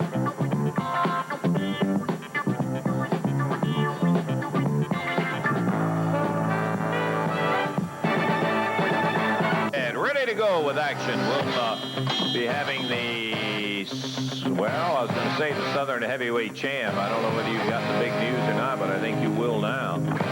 There's... I was watching that last episode that we just watched, and I was like, I swear I've seen this Chick Donovan tag team match. And I was like, I kept feeling like but then I was like, no, I'm just paranoid in Memphis, like, you know what I mean? And then whenever they said Soul Train Jones was back, I was like, wait a minute, there's no way Soul Train Jones is back. And then my brain realized that we were just watching an episode that I'd already seen from like a month ago. Sorry. The music, and This coming is where out we're at. What's up, Cody Turner? is Brickhouse Brown. Hey, what is the music? Are you trying to imitate Lawler? Is that what you're trying to do? Imitate. Let me tell you something right now. I was cool in Sunday school. I was doing this long before Lawler even had a clue how to be what's happening. You understand what I'm talking about, Les Russell? I hear what you're saying, yeah. Okay, now, thing that I want to talk about, the current event of professional wrestling. The newest sensation in the nation, baby, the Fox That Rocks. I like it nasty, and I like it rough, and I don't stop till I get enough. Tell the people what's happening, baby. Well, you're sitting here with a king's crown, and that obviously is not all of his that you have. That's right, baby. You looking at the brand new, shiny, black Southern heavyweight champ. You understand what I'm talking about, people? That is the truth. The AWA Southern Heavyweight Champion, Brickhouse Brown. That's right. And let me tell you something right now. You see what, King Redneck, what's happening right now? I took your... Did we see this one too? Did we watch July 11th? What else is on this episode? I'm sorry. I'm like really... I don't think I remember anybody in the little circle, so I think we're good. Pride in your honor when I got your crown. And now I took something that's... I like 80s WWF, but probably like my favorite territory is Mid-South. But I really like Memphis too. Near and dear to you, that Southern title. I'm paranoid you now got that nothing left, hillbilly. I've seen this one too. Now you don't know what you done got yourself into. Because see, I ain't begin to get started yet, you understand? I have not even opened up my can of kick butt. So let me tell you something right now. Let me just lay this on you right now. You see, taking something from people like you is nothing new to me.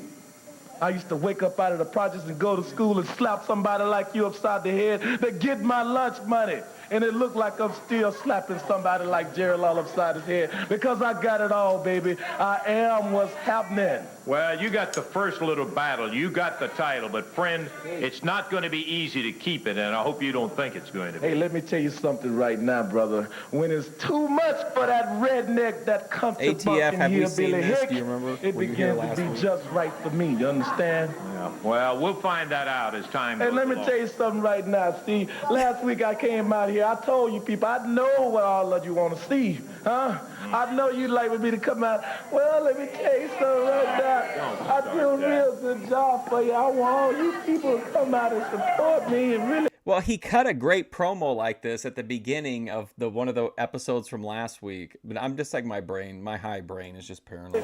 Give me the help out. Yeah, why don't you go to the ring and stop that stuff? So I'll go out here and I want all you people to really support. Brickhouse, you got a match coming up in here. We don't Oh, okay, yes, the boss. I'll get to the ring right now. Okay, fine. Brickhouse Brown, the new Southern Heavyweight Champion. Dave? All right. This is going to be a non-title match. We'll One fall, figure it 15-minute time limit. Out of Memphis, Tennessee, at 204 pounds, Ed Maddox. And going People are against gonna be him like, what's this at guy doing? He's just 225 rewatching from the same Miami, episodes from Florida. last week. Brickhouse Brown. One fall, 15-minute time limit. Look at that Jerry little logo. Calhoun, the referee. Bell time is sounded. Ed Maddox meeting Brickhouse head on, but not for long. Ed Maddox, an underdog in the match, no doubt about it, as he comes in here. But, oh, what a suplex. Brickhouse put a move on him, let me tell you. Got around beside him and just used Ed's own weight and took him right back into the mat. Brickhouse is not only powerful, he spent a lot of time in the gym building those muscles up, but he is quick, Dave. Boy, I'll tell you, that's been the most impressive thing I've seen about him. He is very fast. He's working on Ed Maddox. Maddox now back up on his feet, helped on his feet by Brickhouse. Brickhouse helped him into the ropes and hit him with the upper arm coming off there. Look at him, get in the air. He dropped down with the other fist doubled up when he hit him in the head. Ed Maddox not having any luck so far against Brickhouse Brown. Look out, here he comes. He's flying through the air. In the middle of that ring. Huh? Maddox trying to battle back. Brickhouse with a headbutt. Down to the mat, Ed Maddox. Brickhouse doing his own commentary as he goes through the match with Ed Maddox in here instead of getting in there and just wrestling. Brickhouse Brown totally dominating the action with Ed Maddox. He was, of course, the favorite. Oh, boy, he turned him over. He didn't just clothesline him. He let him have it with that right hand. Here's a cover, two, And a very confident 3 count for Brick. Okay, I think this is a new episode because I think whenever Brickhouse Brown pinned the last guy, he did a really weird, like, leaning back pin on him that looked really awkward. So I think we're good. 1 minute 49 seconds the time on it. Did And Jerry train Brickhouse, Brick? I'm not as you sure. said, the word is dominate. He dominated that match. Little showboat by the new Southern heavyweight champion, Brickhouse Brown, as he came out victorious over Ed Maddox, and no surprise. Well, what was that time again? Minute 49 seconds. All I really know about Brickhouse is what we've seen here, and then he did a bunch of episodes of like shoot interviews and some kind of like little TV show for High Spots back in the day, and I remember those were really funny. Well, he has a lot of like has yet to see the final day of that Southern heavyweight title. I can say that with all the confidence in the world. And here comes the guy that he took it from. He's inviting Brickhouse, step back up in the ring. We'll take care of our business right here and now. I'm talking about, obviously, the King and the crowd saying, oh, yeah, go get him. Stunning shock when the King lost the crown, no question about it. Lawler hops up on the edge of the ring and says, be my guest, any way you want it. Brickhouse standing over at the exit. And he finally disappears from the studio area, but not so with the King. Well, he's making the most of it. Came out here with your music playing, Jerry. Yeah, you know, what's the old saying, Lance, that imitation is the sincerest form of flattery. Right. He wants to stand out here and talk about how much, you know, what or how little he thinks of me, the King. Well, obviously, he thinks a great deal of it. Obviously, I'm his idol. I'm his hero or something, because obviously he wants to be just like me, doesn't he? It sure looks that way. Well, let me tell you something, Brickhouse Brown. I didn't get to hear all of your interview. I don't know if you really got down to the meat of what this match that's coming up is going to be all about. But it's true right now, you do have the crown, and you did get that belt last week. And if you remember, Lance, the stipulations were, he came to the promotion and he said, I want to add one little stipulation to this. I want to shine Lawler's shoes if I lose this match. That's right. He said that. Yeah, well, he knew in the back of his mind that he had a lot of help back in that dressing room of his, and he told everybody back there, as soon as you see Lawler get me down, you come to the ring. And they did, brother. He had all the help he needed. Okay. And he walked out of there with the belt. Well, this week he went back to the promotion again, and he said, if Lawler can't beat me for this belt, then I want him to shine my shoes. So that's the stipulation of the match that I agreed to. This guy's good. But just like you had some help last week, Brickhouse Brown, I'm not a fool. I'm not going to go into that ring knowing that you're going to have all of these jerks in your dressing room back there watching that match. So I talked to Eddie Martin. I said, look, let's get a referee in that match. Special referee, somebody that you just can't get knocked around quite so easily, you know. Somebody that can't get knocked down and get out of the picture there, where somebody can come down from the dressing room and help Brickhouse. Because if I'm going to shine anybody's shoes, it's going to be mine, Brickhouse, not yours, I can assure you that. Because the special referee in this match is going to be Big Bubba. Now, I don't know if I don't think he knows. I don't think he knows. I can't remember during the last episode, I was like, wait, Bubba's a good guy again? When did that happen? But I'll tell you this, Brickhouse, I don't care if you hit those ropes and come off at 100 miles an hour or come off the top rope or do whatever you think you're big enough to do. You're not going to knock Big Bubba down. He's going to be in there for one reason, and that's to count the shoulders. And if you're man enough to get mine down for the count of 3, then that's fine. I will shine your shoes. But I don't think you're man enough on your best day, and I'm going to prove it to you when I get to the... Oh, yeah, that's why I told Brickhouse it isn't over, my friend. Not yet by a long shot. The King with his comments about it. More action coming up in just one moment.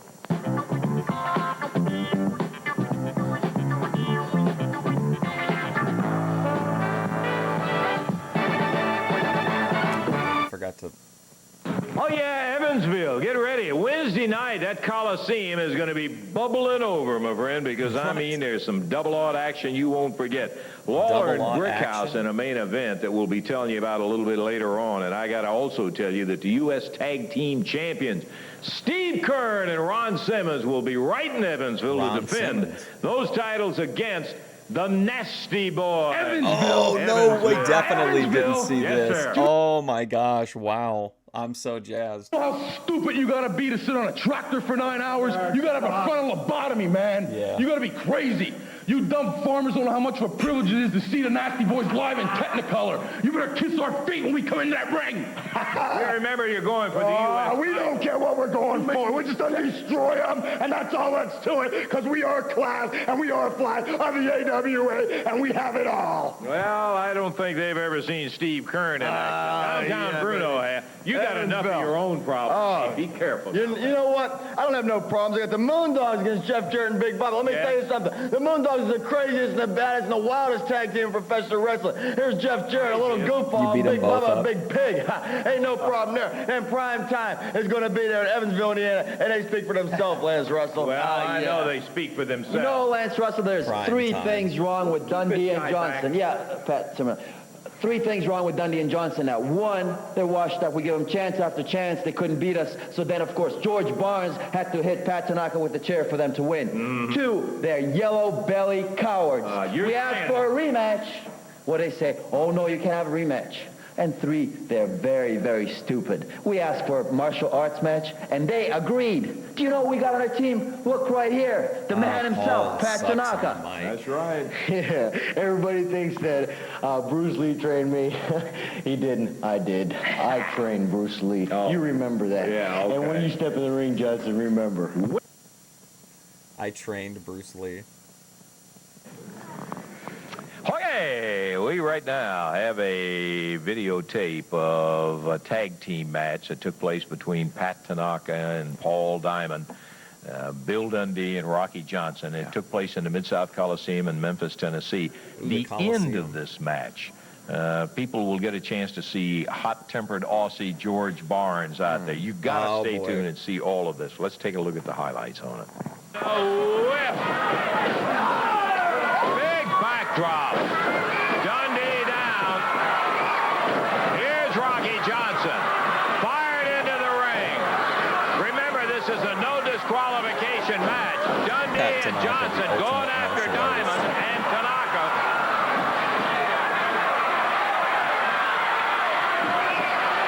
Billy had him covered, but the referee's out here with Johnson and Diamond. As downtown Bruno nails Dundee and Barnes comes after him. George puts the atomic knee on Bruno. Throws him over the fence. Tanaka misses Dundee. Johnson and Diamond on the outside. George Barnes comes up with a chair.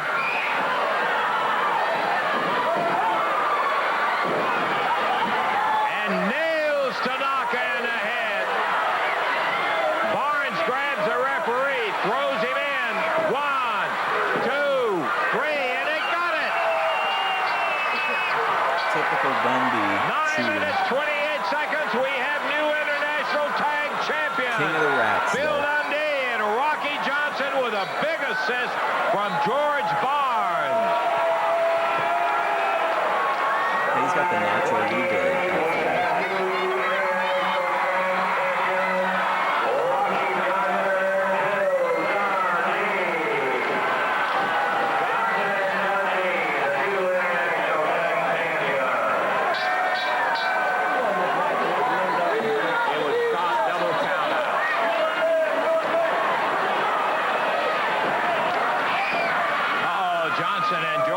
So if you weren't here for the last, not the literal last episode, but like the last stream, George Barnes, while teaming up with Rocky Johnson, seemed to have an issue with the idea that he would wrestle, and he said that like he didn't think people like Rocky Johnson should be allowed to wrestle, and that where he's from, they're not allowed to wrestle, I think is what he said.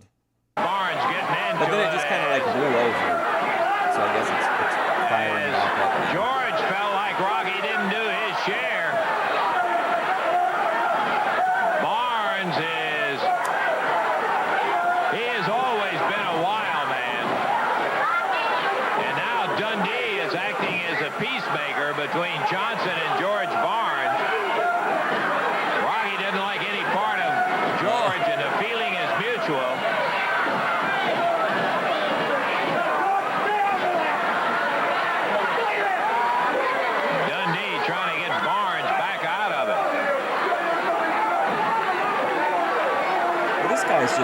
this is causing all kinds of problems. Oh, what a what. At the moment of their elation for winning the international tag belts, Dundee has a little personal problem between George Barnes and Rocky Johnson. George throws Dundee aside, going after him.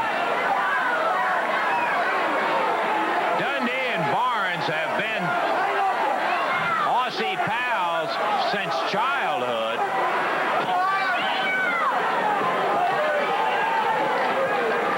George and Dundee now, and Billy's saying, come on, you guys, let's knock this stuff off.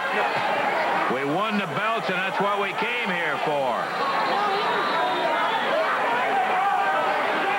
And there's no question that Barnes had a great part of it. Rocky puts his hand out to shake hands with George.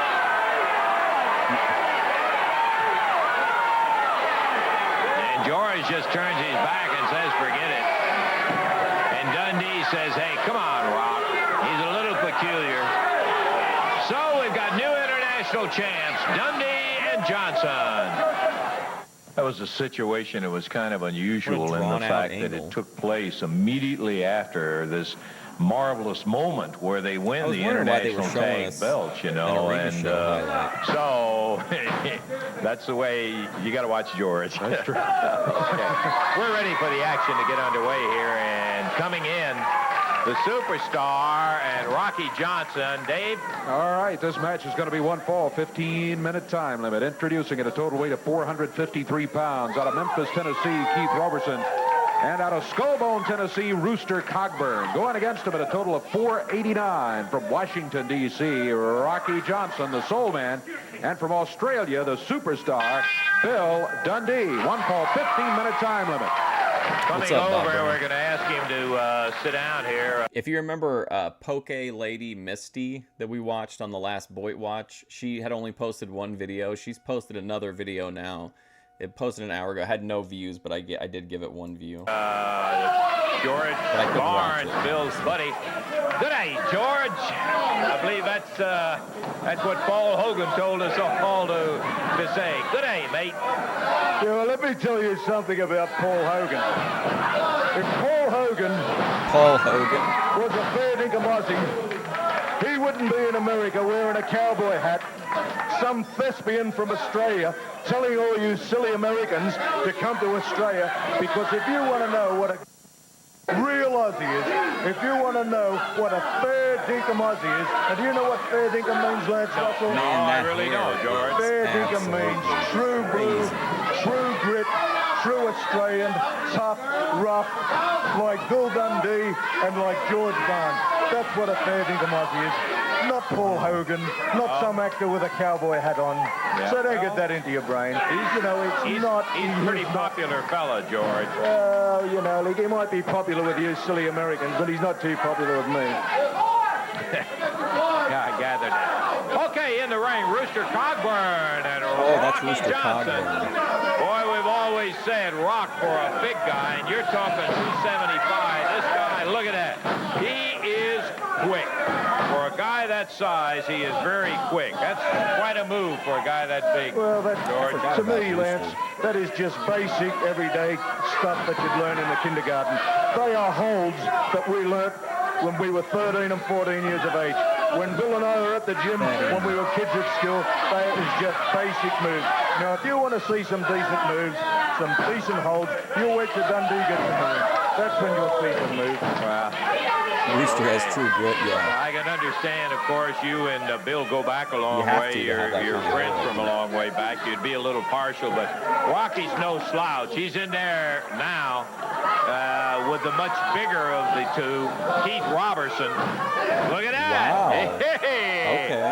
The Rock putting some moves on Keith Robertson. Very ordinary, very ordinary. Very ordinary. You know something, Lance? I was just looking at Rocky Johnson in the ring a week or so ago, and I thought to myself, I wonder what tribe Rocky Johnson comes from. I mean, I saw him get into the ring. Look at that. Hey, beautiful Billy. Billy, Beautiful. Did you see that? Now that's wrestling. Backdrop, yeah, he got a nice backdrop on Keeper. What's up, Eric? Boy, he split him open there. Really ripped him, and there's the superstar.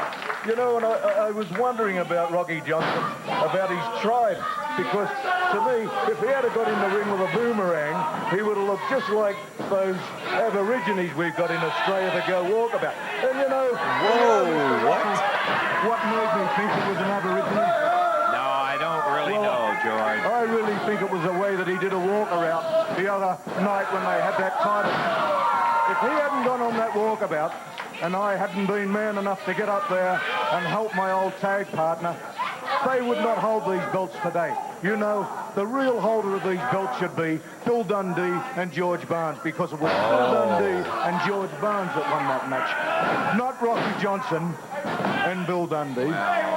George, you certainly were a man George who was wants his on the spot flowers. at the right time, and I don't think anybody denies that. But Rocky Johnson is no slouch in himself, and I think Bill will tell you personally, if he hasn't already, tried. What is this with you and Rocky? You look like you're trying to pick a fight or some way. I'm not trying to pick a fight at all.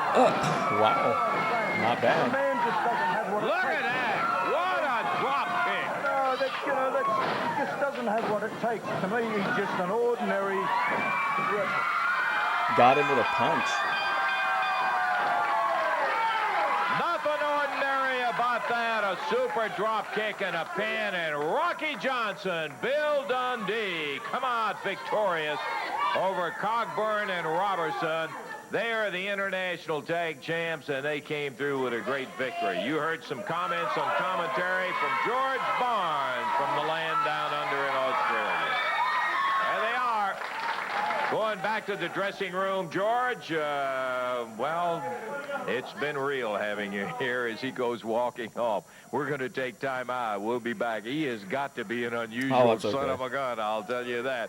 Whoa, George Barnes. We'll take time out. We'll be back in just a moment. Definitely on the gas. Man, look at him moving though.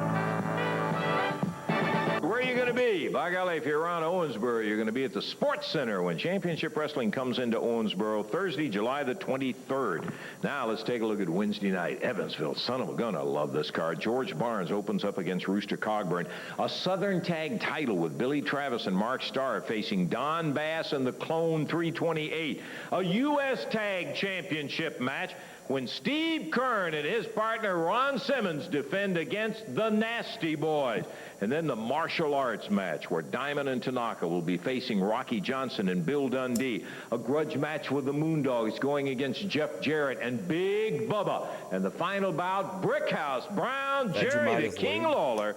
And this will be a Southern title match with the title and the crown going against Lawler's agreeing to shine Brickhouse's shoes should he lose the match. That's all coming up Wednesday night right there in Evansville. This ought to be a pretty doggone good scrap. George came to America to be Dundee's partner, but of course Bill was involved with Rocky Johnson, who's been an old friend of his for quite some time too. We're going to see George in action right now, Dave. George's got a partner in Randy Bryant. Randy out of Bartlett, Tennessee. George Barnes, of course, from Australia. They win at a total of 480 Oh, they just pounds. put him with like a random guy. At a total of 434 in the ring from Thunder Bay, Ontario, Canada. That's Paul Diamond. As the Gave him match the gets bums underway, rush. his partner from Hawaii, Pat Tanaka, and downtown Bruno is in their corner. Diamond throwing Randy Bryant out of the ring immediately. Tanaka down on the floor. Look at the chop he put on it. Oh my God! Wow. Tanaka with a couple of vicious chops right away before really the bell rope was in motion, but Paul Diamond zipped over there, takes the head of Randy Bryant right off. Prime time, baby. The champions, right? The champions. They're always going to be the champions. Mama says it be that way sometimes. There we They're go. always going to be the champions. I'm going to tell you something. I don't care about... Yeah. Let me tell you something. I don't care about Big Bubba. I don't care about Jeff Jarrett. I don't care about Rocky Johnson, Bill Dundee, George Burns over there. Mama says it beats that way. Man, I like those chops. for Where's real. Gracie yelling at, huh? Oh, yeah, baby. I'm going to go look today because I got my prime time in the ring. I got my champions in the ring, and they made me happy last wrestle. And you say you're the best looking manager of professional wrestling, the shark wrestling. Well, you are dressed up rather sharp today. We're changed. This ain't my style, Stickers. I'm street people, brother. Street people USA. Street people. Boulevard, brother. See, I'm going to show you that I can dress up if I want to. What do you think? Brand new gloves. I shaved my beard tonight. I got a suit on, baby. Got a hat on. Oh, yeah. Brand new hat, see. But I don't like dressing like this because street people don't dress like this, see. I'd rather be hanging around a lower broad or whatever because that's my style, brother. Not like this. But I thought I'd show you. I think Bruno's telling him everything. Be quiet. I got more class than Jerry Waller. Very classy and the acting rest of them. Any day of the week if I want to. I cannot dress them on a rainstorm and holy holiday, brother. Mama says it bees that way sometimes. Twice in one promo. Randy Bryan. Oh. I'll tell you what, Randy Bryan, you'll be looking up, brother. You'll be looking up at the ceiling, counting the lights, brother, because there's not a heck of a lot He needs to tag George right now and get the Australian in there. Man, Pat's on it in this match. This is a great Pat Tanaka match. Comedian, see, it's got all the bottom special fight. Is that who he is? Huh? You got the names wrong. No, there's that big back kick. He got him. Oh, yeah. Showing his martial arts ability. Count of one, count of two, and What's three. Barnes doing? That is it. He's going to take the L? All diamond, Pat Tanaka. 2 minutes, 20 seconds. Oh, look at Barnes. Yeah, he had kind of a shaky start in Memphis, but he found his feet pretty quick, and he's definitely just like skyrocketed to me. I mean, it's crazy to think about him not being around because he's like almost omnipresent on the shows sometimes. He never got in the Managing ring. promos, He commentary, got in once, and the referee ran him back vignettes. out of there, and the referee kept him out of there, and he never got at it. Now Barnes Randy. is over. He is. Hey, Randy, Bruno just said twice in one promo that Mama says it bees that way sometimes. Chewing out Randy Bryan, who just took quite a beating from Paul Diamond. Professor. Oh, It's no. not a Come on, George. Here comes I thought maybe they were trying to put him over as like the nephew of Toru Tanaka. Bill Dundee. Look at him. He just lays there and he tried real hard and nothing. Out there, pounding on Randy Bryan. Billy, come here a second, will you please? He comes up and then he turns around and slaps Randy Bryan in the face in there, Bill. I got to tell you, George is creating a little too much stir in here. Sometimes What it is do it with bees him? You that get up way. and slap your partner in there for crying out Just loud. relax. He tried real hard. He's only a boy. We had to start somewhere. That's the reason he's only a boy.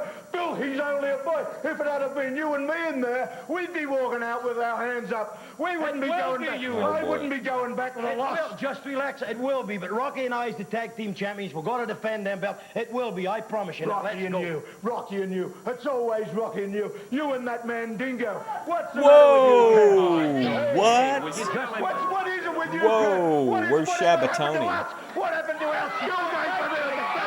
What happened to us? What happened to us? Oh shit, here we go. I told you before, my name's not Mandingo. My name's Rocky. And anytime you feel froggy, brother, and you want to leap on, you jump on. But you remember, I'm Rocky, not Mandingo. Please. Come on now, yeah. I'll tell you what, we're the champions. I like to keep it that way. We're friends. Right. Now, I can't take your goofy friend. He ain't Your goofy. goofy He's friend. goofy. He's just plain goofy, He's and a I can't goof. take him. And I tell you one more time, anytime you want a piece, brother, jump on. Rock, please. Okay, Rock. For you. But he's still goofy. No question, you got a little problem, Bill. Oh wow. George Barnes now getting on Bill Dundee about Rocky. Bill's trying to get him to cool off there as he wants to fight. It doesn't make any difference who he fights. It's just so he's fighting. I'm telling you. That was wild. I just love these Memphis situations where everyone is so serious and like they're so heated, but it's so ridiculous because they're just on this TV set. You know what I mean? Like when my brain allows me to like look at like pull back and look at like it from like a, you know, it's just like such a, I just love the energy of being so serious and doing these like serious storylines in this like outrageous way. You one thing, this guy, he is... Like, they just brought in George Barnes basically to be racist toward Rocky Johnson, and that's it. That's like his whole storyline. Something else, that George Barnes in there. Bill has got his problem. He's caught in the middle between the two of them, yeah, because he's a longtime friend with Rocky Johnson, and of course goes back to childhood friend with George Barnes, and Barnes hot because he's not wrestling with Billy. Glad it's his problem, not mine. Well, here it is, Dave. We said one more time we're going to give him one. It's like looking at a haunted house, like from a, you know, outside perspective, like versus being in it. More chance. Singing cowboy Don Bass has sent in another musical video of Don, and we said, okay, we're going to give you... Oh my God. The episode where the first time he performed where he sang Drop Kick Me Jesus, that was maybe one of 2 or 3 wrestling videos that came back like completely copyright clean, except for the Drop Kick Me Jesus. I thought that was like a made up song. A chance to prove your talent, and here he is, the singing cowboy Don Bass. Hello, Lance. As you can see right here, I'm in Memphis, Tennessee, down here on Bill Street, USA, right in front of the W.C. Handy, the father of blues and the home of Elvis Presley, the king of rock and roll. As you know, all of them had a big impact on music, but none of them are going to have the impact that old Donnie Bass is, this old singing cowboy, because I'm going to play you my greatest hit right now, baby.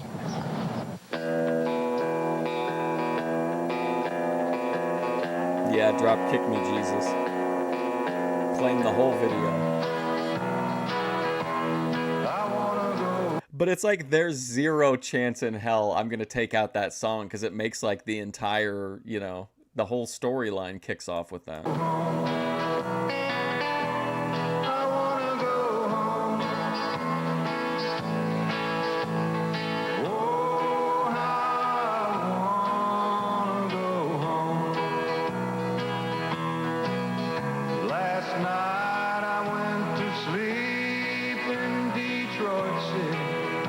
Beautiful voice. And I dreamed about those cotton fields and home. Kill it. That's terrible.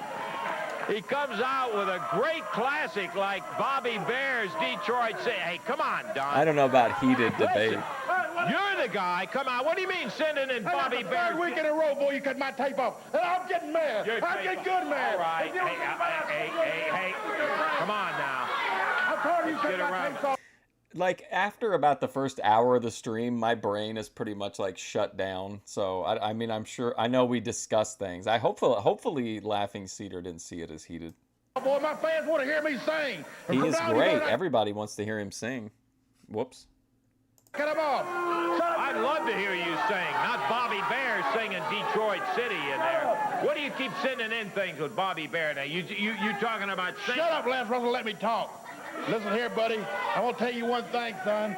Since what you did, since you're nobody, I'd beat your brains out, but since you're nobody, boy, from now on, when I get in a ring with a wrestler, I'm going to beat his brains out, just on account of what you did. It's going to be on your shoulder, buddy boy. I'm going to take him, I'm going to beat his brains out. Yeah, well, hey, don't be sending in any more things supposed to be you coming out here. Everybody, good night. Here's a classic for crying out loud. Well, I mean, everybody in the world knows. I mean, you never know, though. There are some people who, like, you know, would take it more seriously than I did. So hopefully she knew that I was just like, you know, we were just having a casual convo. In Bobby Bear's Detroit City and says I that's was me barely singing in there. conscious. Not a person in here believes that it was Don Bass singing, I can tell you. Well, we got a big match coming up. Before we do, coming in, oh no. Boy, we have had our problems. Oh, George shit. Barnes, crazy Don Bass and his stuff, and now... Man, what an episode Bruno this is. bringing out the Moondogs, and the newest one, Spike, who is dragging Bruno all over the place on the end of that chain. He starts through the ropes, and Bruno will have to go with him because he can't stop him. Spike and Spike. This is the run of the litter, baby. That's one of the toughest.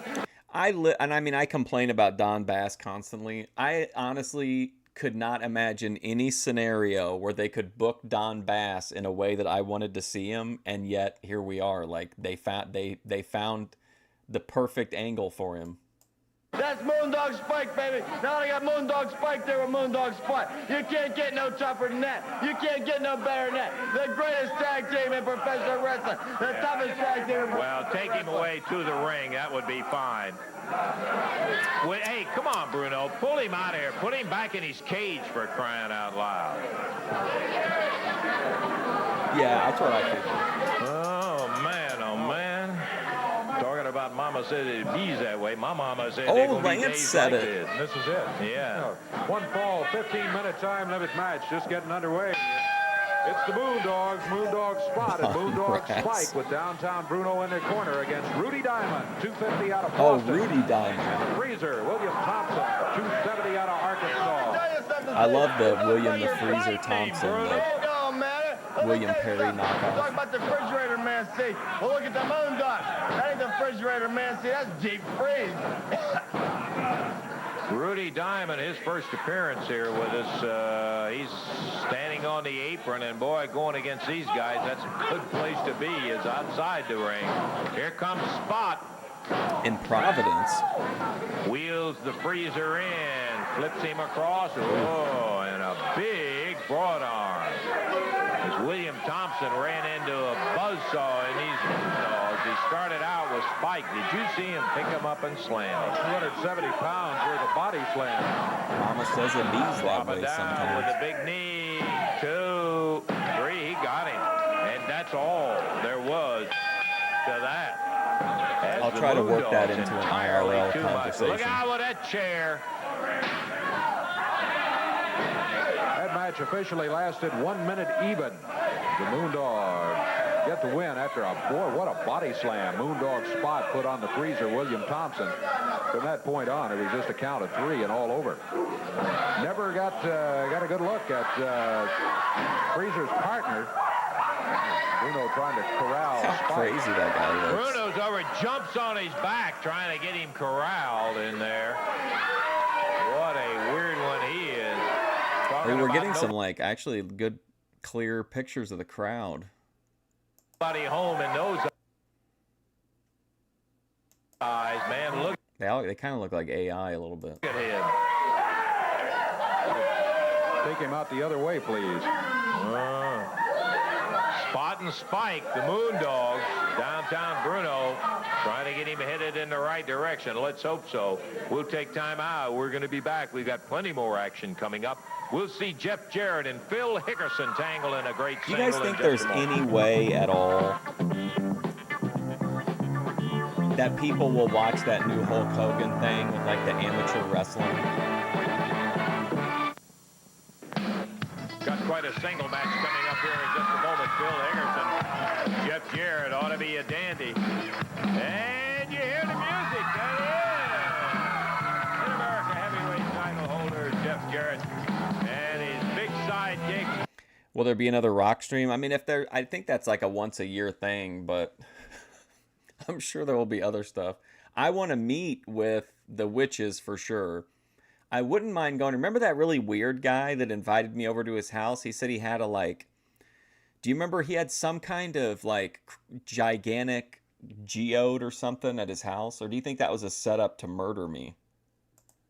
Either way, I mean, content. Jeff, my boy. Bubba. And I'll tell you one thing.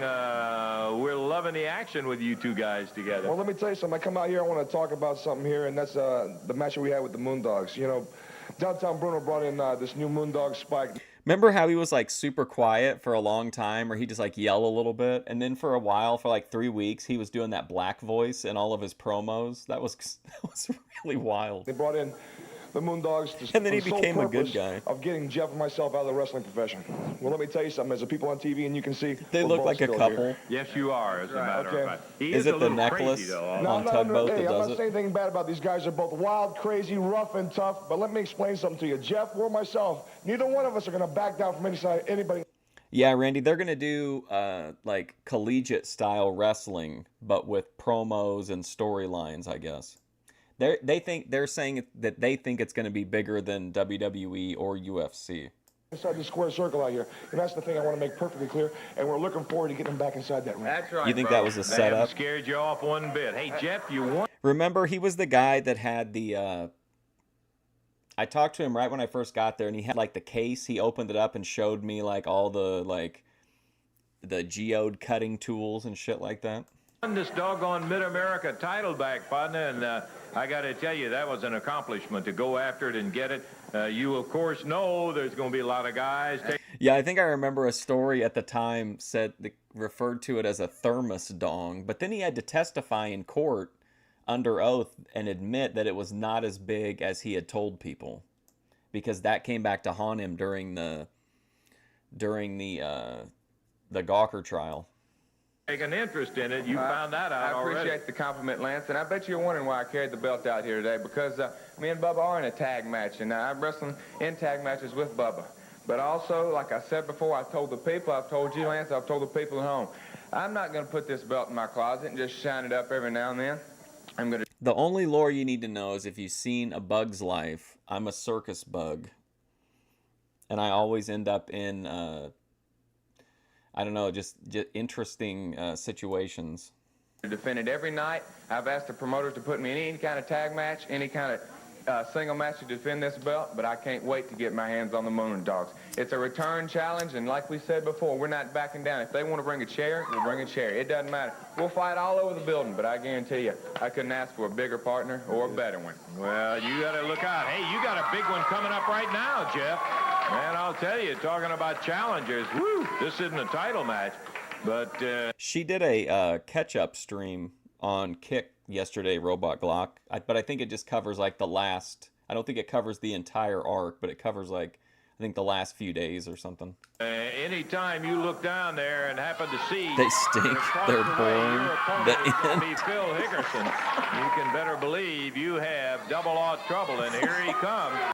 They gotta allow ATF Media to speak on the eventual Thorpe's Netflix docuseries. The roughneck from Jackson, Tennessee, Big Phil. David? Phil weighs in at 279 pounds. Jeff Jarrett out of Nashville at He did. He said I can fondle it. 15-minute time limit match. And Gary Calhoun. And then he wanted to show me his petrified wood. The referee, Jeff Jarrett. Oh, boy. A couple of shots from that right arm for Big Phil Hickerson. Phil is a vicious wrestler. I mean, he goes in there like a mad dog, just right after his opponent. Oh, wastes no time getting started. Backbreaker on Jeff. He's got a cover. Count is 2, Jeff. Able to break out of it at the 2 count. Boy, when you got a 279-pound cover, I didn't know if Jeff's going to be able to break that one or not. Fortunately, his athletic powers really help him out. And he's giving away plenty of weight to Hickerson. It's nothing new for him. And look at him pound away on Big Phil. Phil wanted to get... Phil Hickerson versus Jeff Jarrett. Interesting. The clothesline puts Phil down, but Hickerson didn't take him long to shake Jeff off into an arm bar.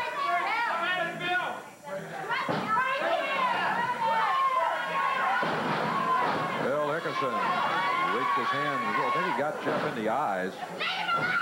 Follows with a forearm smash.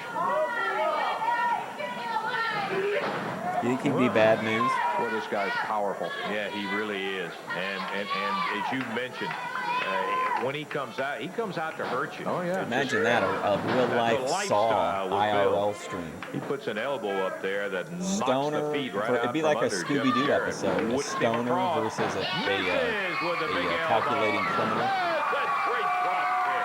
A beauty.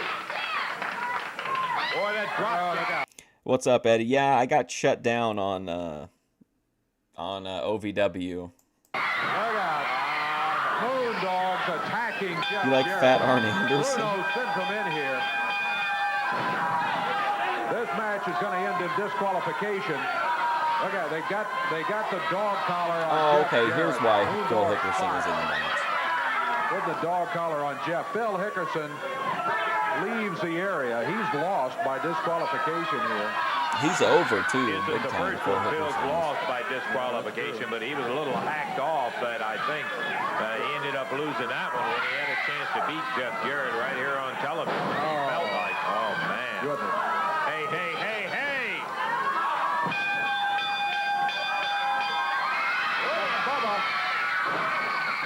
That's going to get rid of the Moondogs and Bruno.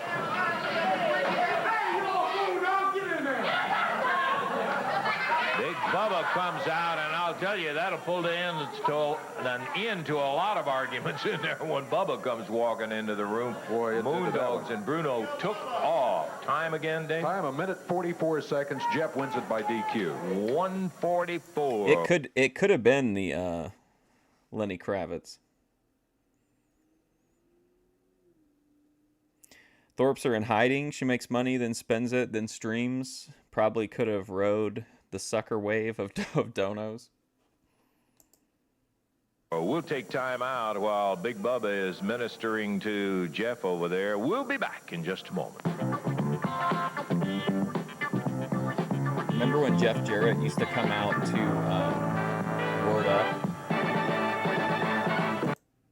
I'll tell you, Lance, these Moondogs are real rough and tough, and they attack Jeff from behind in the middle of a wrestling match. Well, let me explain something to you, Moondogs. The next time you're in the ring with me and Jeff, it's going to be looking right across at us. And Real life Dead by Daylight, Randy. That's right, Bubba. Lance said it all. It's going to be on 2-on-2 this time. It's not going to be 2-on-1.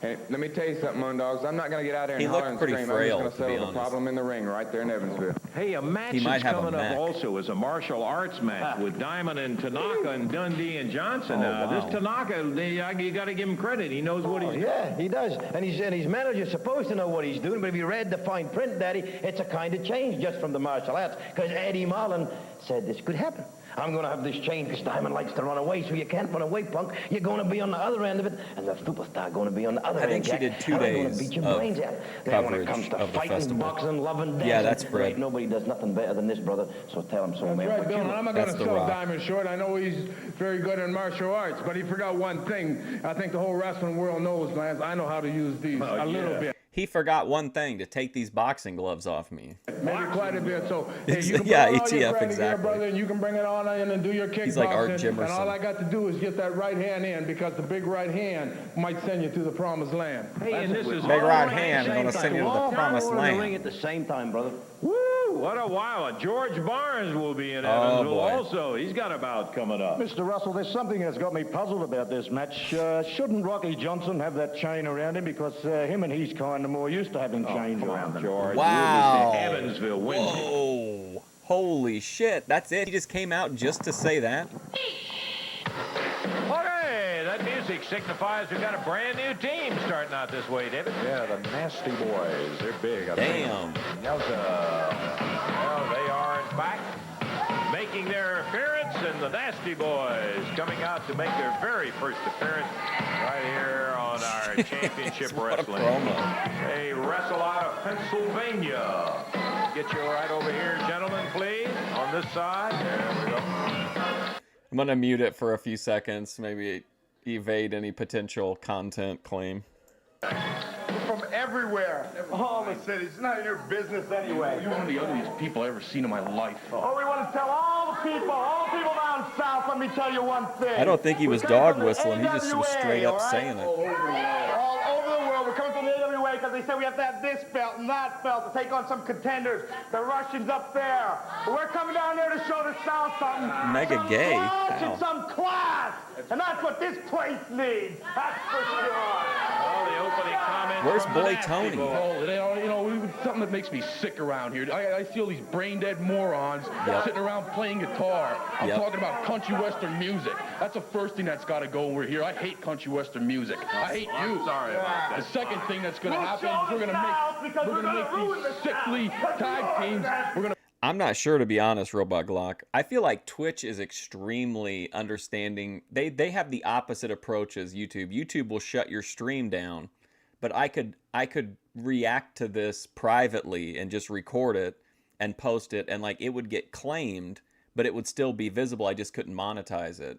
But on Twitch, they would take the VOD down for sure, but they probably wouldn't fuck with me during the stream. I've watched like Saturday Night's Main Event and WrestleMania and like actual like Hollywood movies on Twitch pretty regularly. I'm gonna put them to shame around here. And the third thing, we're taking over Elvis's mansion. Before all them other Parsleys or whatever their name is, Parsleys, Presleys, get back. But I don't know about Kick. We're coming in, we're moving in. Let's go. That's quite enough for openers from the Nasty Boy. We're ready for their match, Dave. Neither of them will stop moving. Maybe it's the Quaaludes. The Nasty Boys. Ooh, Billy Knobbs, Travis. Jerry Sag. They say they're from everywhere. They're officially out of Stiles, Pennsylvania. From everywhere. They have a total weight of 568 pounds. And they're going against, out of Lexington, Kentucky, Billy Travis. And from Minneapolis, Minnesota, John Paul. They have a total weight of 456 pounds. Expiration of time match. Jerry Calhoun, the referee. And we're just about set. What do you think about these outfits on the Nasty Boys? What a whale of a finisher we've got here today, too. I've heard about these guys. I've never seen them in action. It's really kind of strange. It's kind of off-putting. Billy Travis and John Paul in action individually. I watched that. I think Robot Block. We're off and running. Yeah, let's see which one of the Nasty Boys is going to be starting here. It looks like Billy Travis will start for his team. Well, I don't know. Was that the one where it was they were streaming off of the big, like you could see the ring, but they were mainly streaming like the giant screen? Like everybody's in the ring. Nasty Boys jump Billy Travis and John Paul and throw them out of the ring, both of them. Yeah, it was on Netflix. Yeah, they're feeling real good. It's just gotta have one in there. Nobody, like hardly anybody can connect. Did they give you on these guys? Kicking people out. John Paul and Billy show them they can move in a wrestling ring too, with a couple of drop kicks, and the Nasty Boys are down on the floor. Yep, I watched that one. That was a good, oh man, that was a rock They weigh a solid total feed. of 568. Brian Knobbs at 293, Jerry Sag at 275. They are big fellas, no question about that. They had a little conference down here on the floor. You know, I've even watched R-rated movies on Twitch, and there's never been an issue as long as I deleted the VOD. Like, they police more on, like, if you're doing, like, in a political or a social space, but if you're just in, like, a stoner goof space, I don't really think they care. I don't like him as a baby face, what I've seen so far anyway. But I'm hoping I'll like him better as a heel. Maybe that drop kick showed him that it's not going to be a pushover match. You're going against a couple of good wrestlers in John Paul, and that's what John is showing Brian Knobbs right now. A couple of reversals, and now John Paul goes behind with that hammerlock. Staying out of harm's way, but not for all that long. And Yeah, they are. Brian This is 87. Knobbs reverses it on him and steps now through the rope. John Paul backing up.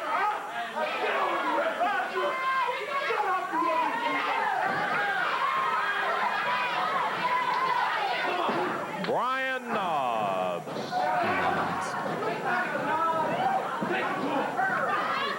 He's calling for help. Jerry Sag jumps in there.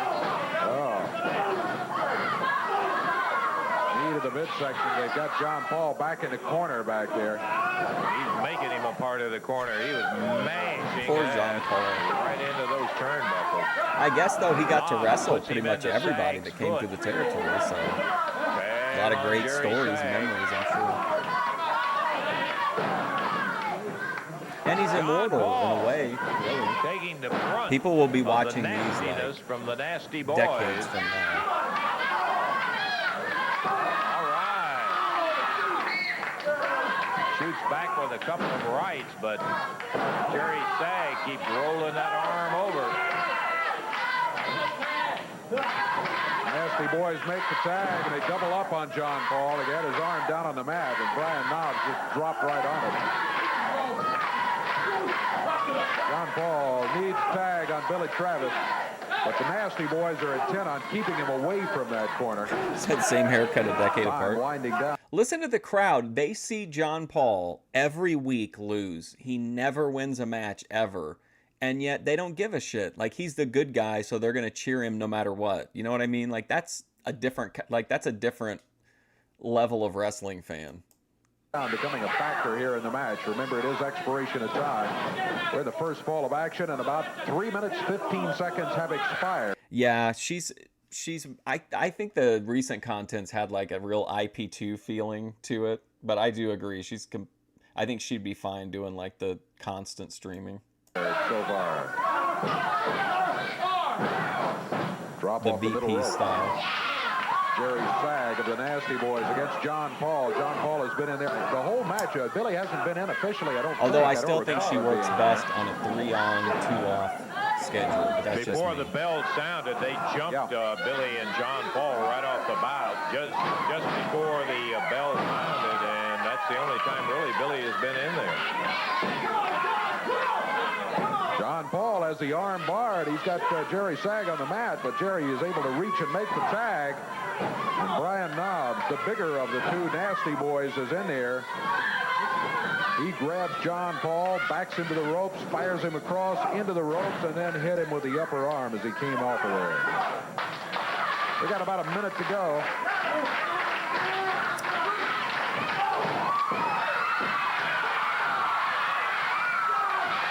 Billy Travis leading in and gets the tag. Here comes Travis.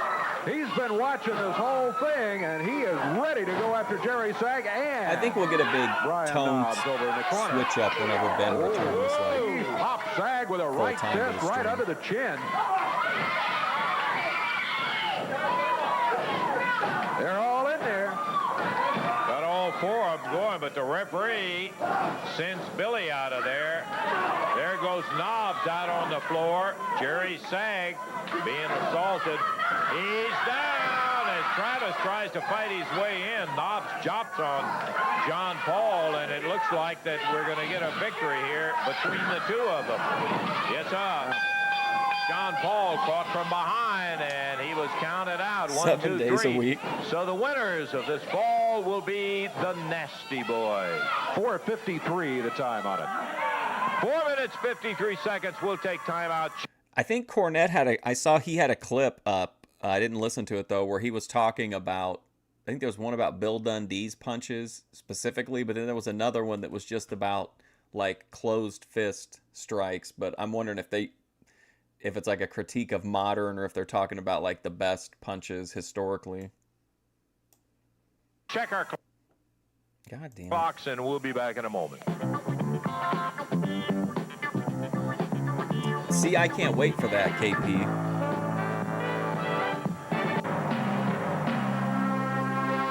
Oh, whoops. Okay, let's watch one more.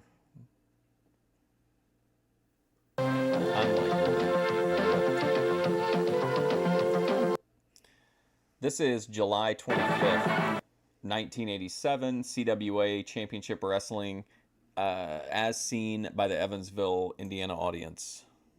Surprise to anybody that George Barnes and Rocky Johnson have had a few little problems in there. I think most people know that George Barnes interjected himself in a bout where he's got his Nacho Rocky Libres Johnson, on again. actually hit Rocky Johnson. George, we are due an explanation for the kind of conduct that's been going on. Let me tell you something, Mr. Russell. George Barnes doesn't have to explain to anybody. I explained to nobody. I gave up explaining to my mother and father when I was 18 years of age. So I don't have to explain to you, and I don't have to explain to you. Answer. I don't have to explain to anybody. I make no apologies for anything that George Barnes does. Mr. Russell, let me hit Rocky Johnson.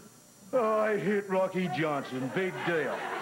In my opinion, Russell, Bill Dundee. What energy this guy has. What a nut. The best wrestler in the world today.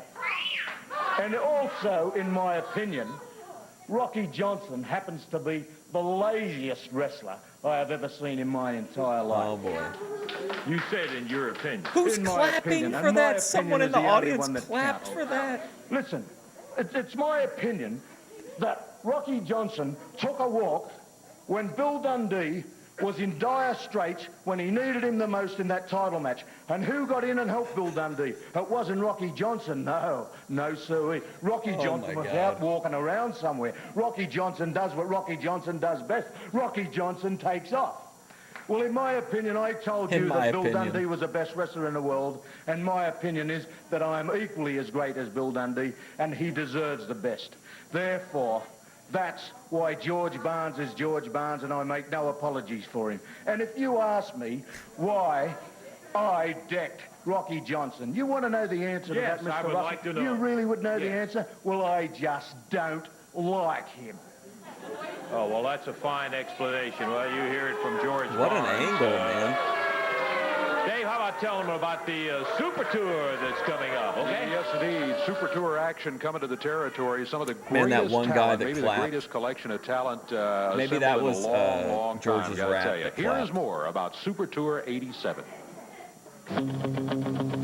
Championship Wrestling Super Tour 87 is coming soon to these cities. The heavyweight champion. 5 guys in her ring. Hell yeah. Airtight. All right, I got to skip past this. Sorry. Rocky Johnson, double drop kicks, fires back That with a AWA series footage of will get discs me. and working the ring at 260 pounds. Indian Chief Wahoo McDaniel. More AWA. And there is charges. Zukov and Houston are both outside of the ring. Zukov on his head.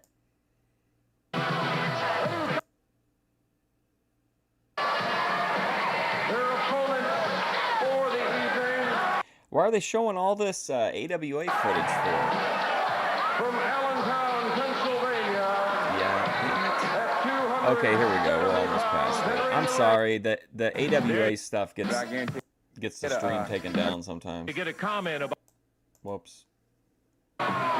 You will be seeing when Super Tour There we go. 87 comes your way. Right now, let's go to the dressing room where Lance is standing by. Lance? Okay, Dave, here of scare of a schedule. We only get an opportunity. Going to interrupt Jeff. I know you got a match coming up here in the ring, Jeff, but we wanted to catch you to get a comment about this Mid-America title defense you've got coming up with the Clone. That's right, Lance. As you know, as a champion, you got to defend your belt once every 30 days. But I'm not going to let the 30 days come up. Anytime I get a contract, I'll put my name on the dotted line, and I guarantee you, I'm not saying I'm going to win this match, but I guarantee you I'll be ready, Lance. Boy, this guy is tough. Now, remember, the Clones took the Southern. Hey, there's Great your entrance right music. there. Doesn't We'll fit get him. I'll be ready, Lance. Good luck to you, Jeff. Jeff Jarrett heading to the ring right now. Okay, Davey. There he is, Jeff Look at Jarrett. this outfit. Is going in the ring right now for a one-fall, 15-minute time limit match out of Skullbone, Tennessee. 210 Against pounds, Rooster introducing Cogburn. Rooster Cogburn. And going against him from Nashville, 208 pounds, Jeff Jarrett. One fall, 15-minute time limit. Jerry Calhoun, the referee.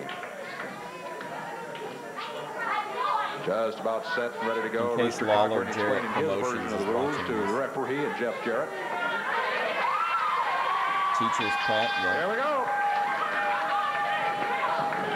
Both wrestlers about the same size. Cogburn with a 2-pound weight advantage, but look at the moves here. I think you'll see quite a difference. Jeff Jarrett. Oh, Rooster went after him. Jeff just The threw him original up into Joe the air and Exotic. then slammed him right down to the mat. Left arm bar by Jeff Jarrett. Off the ropes, Rooster Cogburn with a big upper arm. Jeff Jarrett now. See, I'm just off put by that guy. I don't like him. By the way, Jeff Rooster Jarrett Cogburn. I don't has know come why. on I just in a really short period of I don't know. time. Something about him is just He's a unsettling. professional wrestler.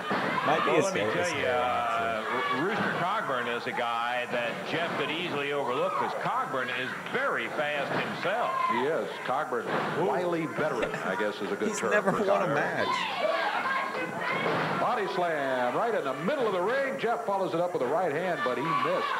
Cogburn had moved, and He Jeff might rammed his easily fist overlook into the Rooster Cogburn. mat. Look at Cogburn. Boy, he grabbed. He's trying to seize the opportunity and run with it. Side suplex by Cogburn.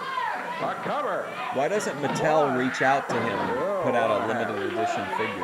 Cogburn upset with the referee. He thought he got a slow count.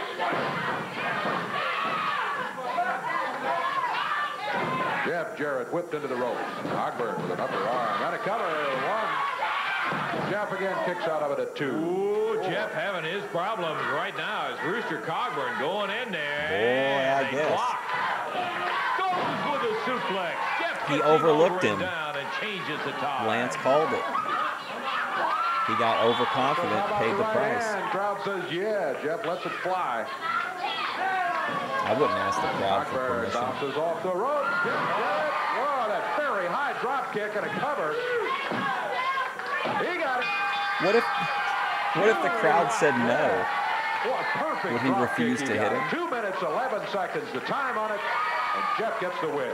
Okay, we'll be back. Let's go to a break right now.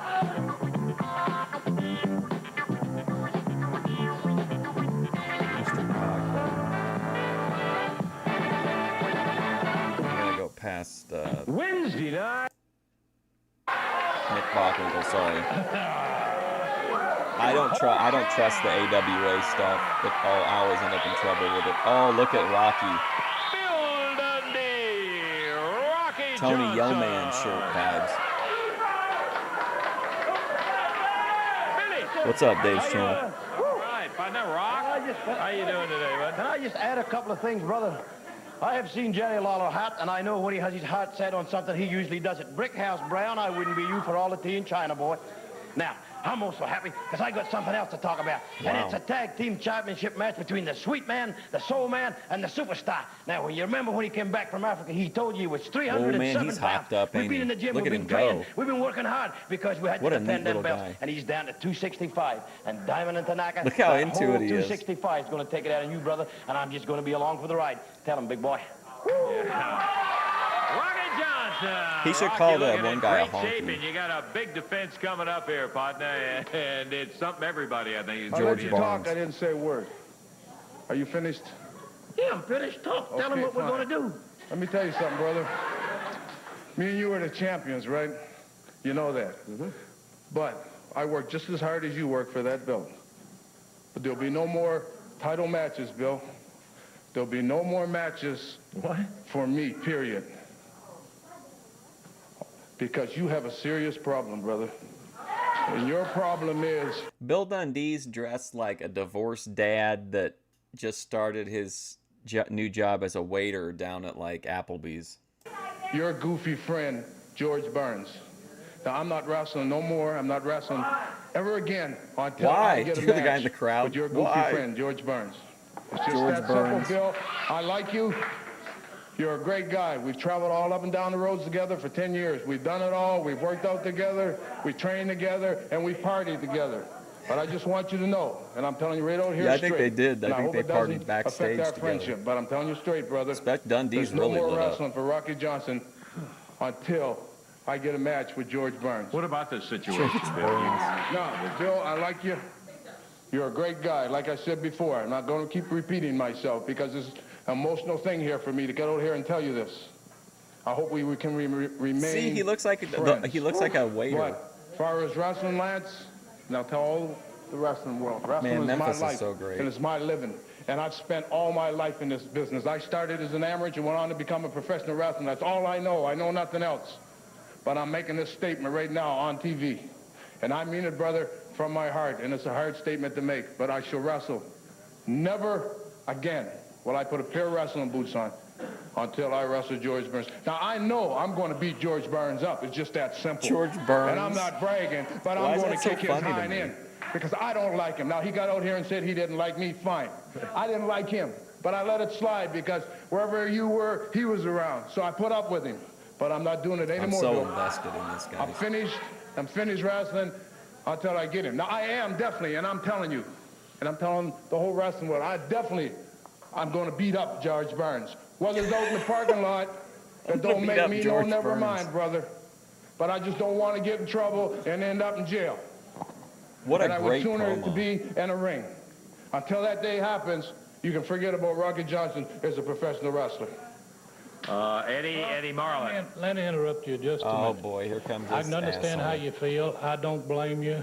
I sympathize with you. But we've got a tag team title match signed, the contract signed, and as you know, the AWA rule, if the champion has the match signed and he fails to show up, he forfeits It's a the belt. forfeit, that's right. Now you say you and Dundee's been up and down the roads, you're thick as brothers. That's right. If you think that much of Dundee, you'll put your own personal feelings aside until you have this title match and not force Dundee to have to forfeit the belts too. Let me tell you something, Eddie. Like you said, I think an awful lot of Bill. I consider Bill my brother. And I mean that from my heart. And it's very emotional out here for me. But let me tell you something, Eddie. You're a nice guy. And I like you. But you must be getting a little old. See, I put a lot of thought in this. This ain't something I'm just out here now rapping about. I put a lot of thought into this. I think you better go back and check that contract because I didn't sign it.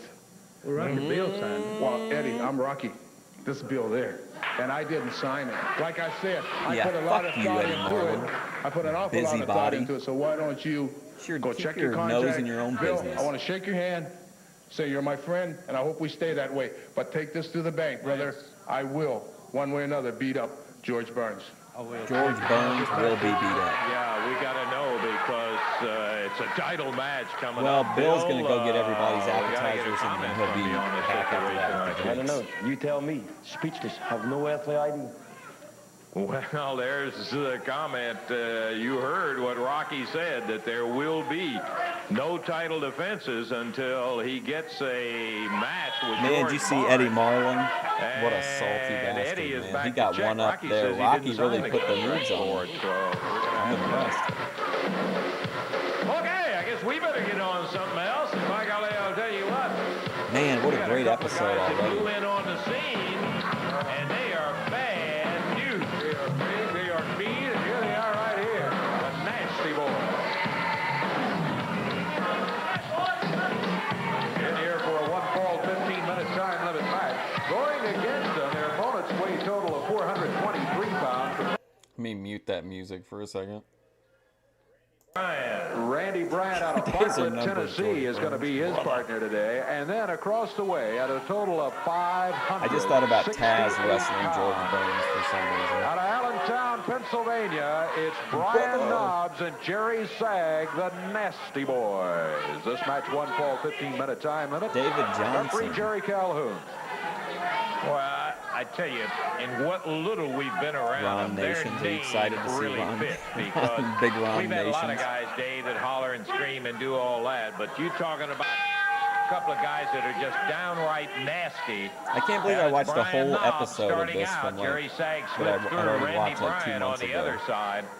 Brian Johnson certainly giving away the size, and the Nasty Boys come in with quite a reputation in the AWA. Tag from Brian Knobs to Jerry Sag. Brian shot into Jerry the rope. Sag. Oh, boy. Double elbow twice. Yeah.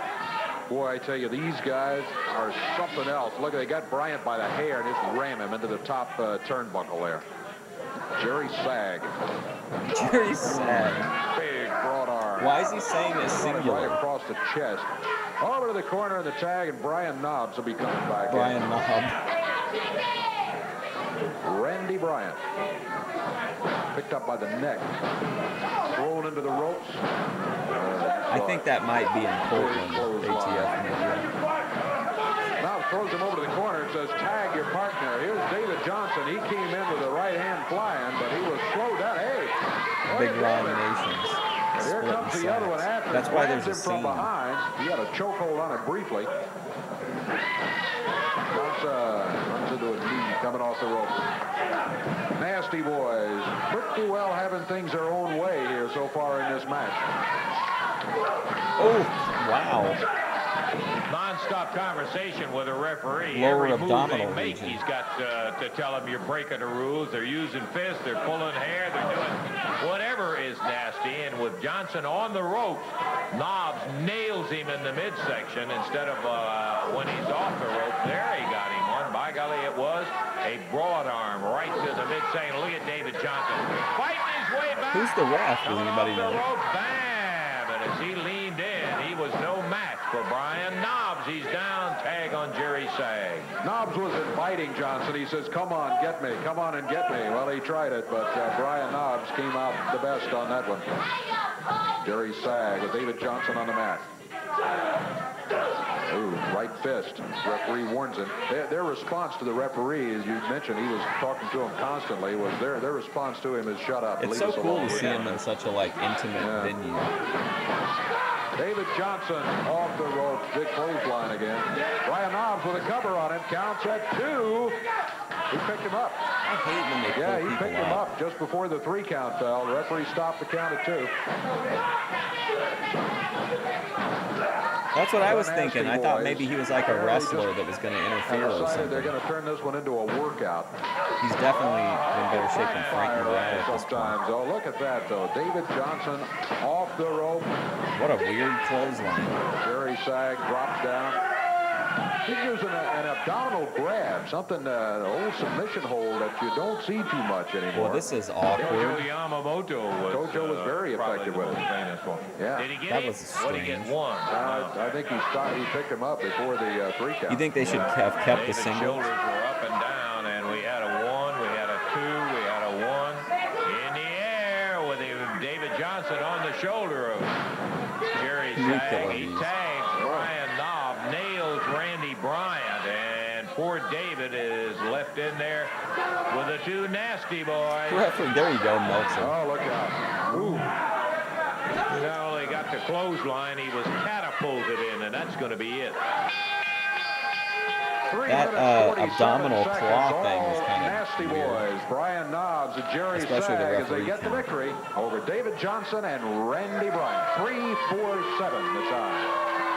Yeah, I think this is a team that will bear watching because in the short time they've been here, it has been good night out of the cage again. Come Spike and Spot. Downtown Bruno with the Moondogs. Stay here. Let me tell you something, Lance Russell. Before I talk about my tag team here, my Moondogs, let me tell you a little bit of something about Jeff Jarrett. He thinks he's a champ. He thinks he's a Mid-America champ. He thinks he's one of the great ones, don't he? Well, let me tell you something. Jeff Jarrett never stepped in a ring one-on-one, eye-to-eye, toe-to-toe. What's his hat say, with the po clone. folks? Let me tell these 9-to-5 humanoid lifers out here something, see. All these Heyman never seen nobody like the Clone. The Clone's made up probably the greatest tag team in the history of professional wrestling. Now, one of them's out right now. That's right. So I got the other one, brother. And he's going to take that Mid-America title off Jeff Jarrett and put it around his waist. Now you know why I'm I sure say the the Clone Clone's is gonna the win the greatest belt. professional wrestler in the world. And then I got my Moondogs here. We're talking about Spike and we're talking about Spot. We're talking about tough. We're talking about bad to the bone, brother. Hey. Hold on now. Oh, it was a We're talking restaurant? about bad to the bone. We told everybody exactly what we've been going to do to Jeff Jarrett, and we done it. And then you got a big goofball named Big Bubba. You think he got that some thinks- free food that out of it thinks for he's wearing man the enough hat? to do something with the Moondogs. Well, let me tell you something, Lance Russell, and all these people out there for their information. He ain't. And he got a mystery partner, huh? I don't care who he gets. It don't matter to me, Lance Russell. He can't carry the load. I don't care who his mystery partner is. It's like Mama says, it bees that way sometimes. There we go. You better pay attention to it because he does, in fact, have himself a mystery partner. The and best your Moondogs catchphrase are in going to have to Memphis, meet maybe? Big Bubba and his mystery partner in there. Yeah, Eddie? Lance, Oh, I went boy. back and checked just like Rocky said, and Rocky is right. He did put some thought into this. He did not sign the title contract? No, sir, in the past. Dundee signed one, Rocky signed one, but I'm his not name's sure not where on the Rex contract. So that gives us an out on the title match where they wouldn't have to forfeit the belts. So I'm going to sign the match with Barnes and Rocky. There will be There we a go. single match then. Rocky's going to get the single match with Barnes. But I'll have to get back with you in a little while because this changes everything. This changes the whole card. It Can we really you take a second to appreciate so that the finally title Eddie match is Marlin did his X'd, job? and there will be a Just his single basic match with job, Barnes but he and finally Johnson. did something Big right. news. We'll take time out. Be back The in a moment. Moondogs are never nudes. Man, that's might be a positive. Evansville Coliseum, 7 matches, and I mean some dandies opening up. Pat Tanaka Isn't in a Lalo single a match never with nude? Mark Starr. Paul Diamond going against Billy Travis in another single. Brickhouse Brown faces John Paul. Grudge match with Big Bubba and Goliath going against the Moondogs. Won't that be a goodie? Mid-America title defense. Jeff Jarrett facing the Clones with Downtown Bruno. Then a big one, George Barnes and Rocky Johnson Whoa, with Bill man. Dundee, the special referee. Brother, that is going to have the old Evansville Bill Coliseum Dundee shaking as the right there. ref, too. Final Wow. match, take a listen to this. The winner to get a shot at Kurt Hennig, the world heavyweight champion, Jerry the King Lawler will be facing Nick Bockwinkel, and again, the winner, this is how big it is, the winner will be getting a shot at the World Heavyweight title. You got to believe that Wednesday night is going to be a very special night right there in the Evansville Coliseum. Hope to see you out there. Evansville people, man, feasting. Don Bass, the alleged singing cowboy, climbing into the ring right now. Oh, Big Bubba versus Don Bass. Shit. Going right after Big him. Bubba going at each other already. No time for introductions, I guess. We'll do it as we go along. Look out, Moondogs jump in with some board. Immediate disqualification. Can we get an official time on that match? Like 4 seconds? Big Bubba being hammered with boards by the Moondogs. Spot and spike. Paul Diamond, Pat Tanaka are holding the door. Why does Don Bass have a referee shirt on? The area where some of Bubba's friends are, and they're trying to break it through now. But speaking of breaking, I mean, the Moondogs are blistering Bubba. He's busted open, bleeding. Do you hear the crowd? Come on, Bubba! There you see Diamond and Tanaka nice. holding the doors. They're blocking access from the dressing room. 8 seconds. And Boss Winter is across the studio. You can't see him, but he's blocking the other doors with Look at Don somebody Bass. else who What I a can't goon. make out. But that's Boss Winter and somebody over there. So all the entrances and exits are being blocked. And they are just flat working Big Bubba over here. Yeah, Big Bubba, Big Bubba Rogers. All kinds of Bubbas. Bass not really doing much except wandering around the ring. Yeah, that's it. But boy, I'll tell you what, the Man, they Moondogs are whooped doing his ass. plenty. They are killing Bubba. They have busted every board 3 different times right on his head bleeding, and Bubba laid out in that ring. What an attack on Big Bubba. Oh, my Lord. Just blatant. Absolutely. They finally broke through the doors over there. Oh. Diamond and Tanaka couldn't hold him any longer, and there go Diamond, Tanaka, the Moondogs downtown. He did. Bruno He Winters delivered, and too, everybody man. else. What a beatdown. And poor Big Bubba. He is going to be declared the winner, Dave. And it was a very short order, too. Yeah, it was 5 Yeah, that was seconds, the brutal. official time. But Mama my says it goodness, bees that he way is- sometimes. He's not in good shape right now. Okay, while they tend to Big Bubba, we're going to take time out. We've got plenty more action. We've got Diamond and Tanaka and Travis and Starr in a great expiration of time tag match. We'll be back to it in just a moment. We got 20 minutes left. Expiration of time. Action still to go here as we got Diamond and Tanaka. What a Travis and Starr will be coming in here for what is going to be an expiration of time match. And boy, I got to tell you, this should be some kind of a dandy of an expiration of time match. Let's see if we can get him in here. I thought it might be too much if I said Where is it? Mama says it bleeds Hold it, that hold way it, sometimes. Hold it just a second. Hold him Since out. he Bill was Dundee bleeding. Oh, coming here back comes the out waiter. here, He's and, coming back to the table with the I don't sympathize with Bill's problem. It's orders signed, from the Bill. I guess kitchen. you know that with Rocky and George going to be in a match in there, and that's bad news. Lancer, have you ever been caught between the rock and the hard place, or whatever way you want to put this thing? Now, Rocky Johnson and I first met in 1976. That's a long time ago. We drove up and down the road. We've been successful as a tag team. You know, and he'd go off on a tour some way, and then we'd get back together, and I'd go off on a tour some way, and we'd get back together. And we're back together right now. We're the international tag team champions. Right. What a ride. Okay. Now, George, we grew up in Balmain, Sydney, and let me tell you, folks, that's one of the baddest places in Sydney. Now, we were itty-bitty fellas. We went to school. We played hooky together. We run around together. When we was big enough to drink, we went to the bars together. Kind of went before we was old enough to go. But, tag team you know, rats then we came together. here. We was a successful team. And then for some reason, George says, Bill, I just got to go home, man. He says, he says, I just got to go home.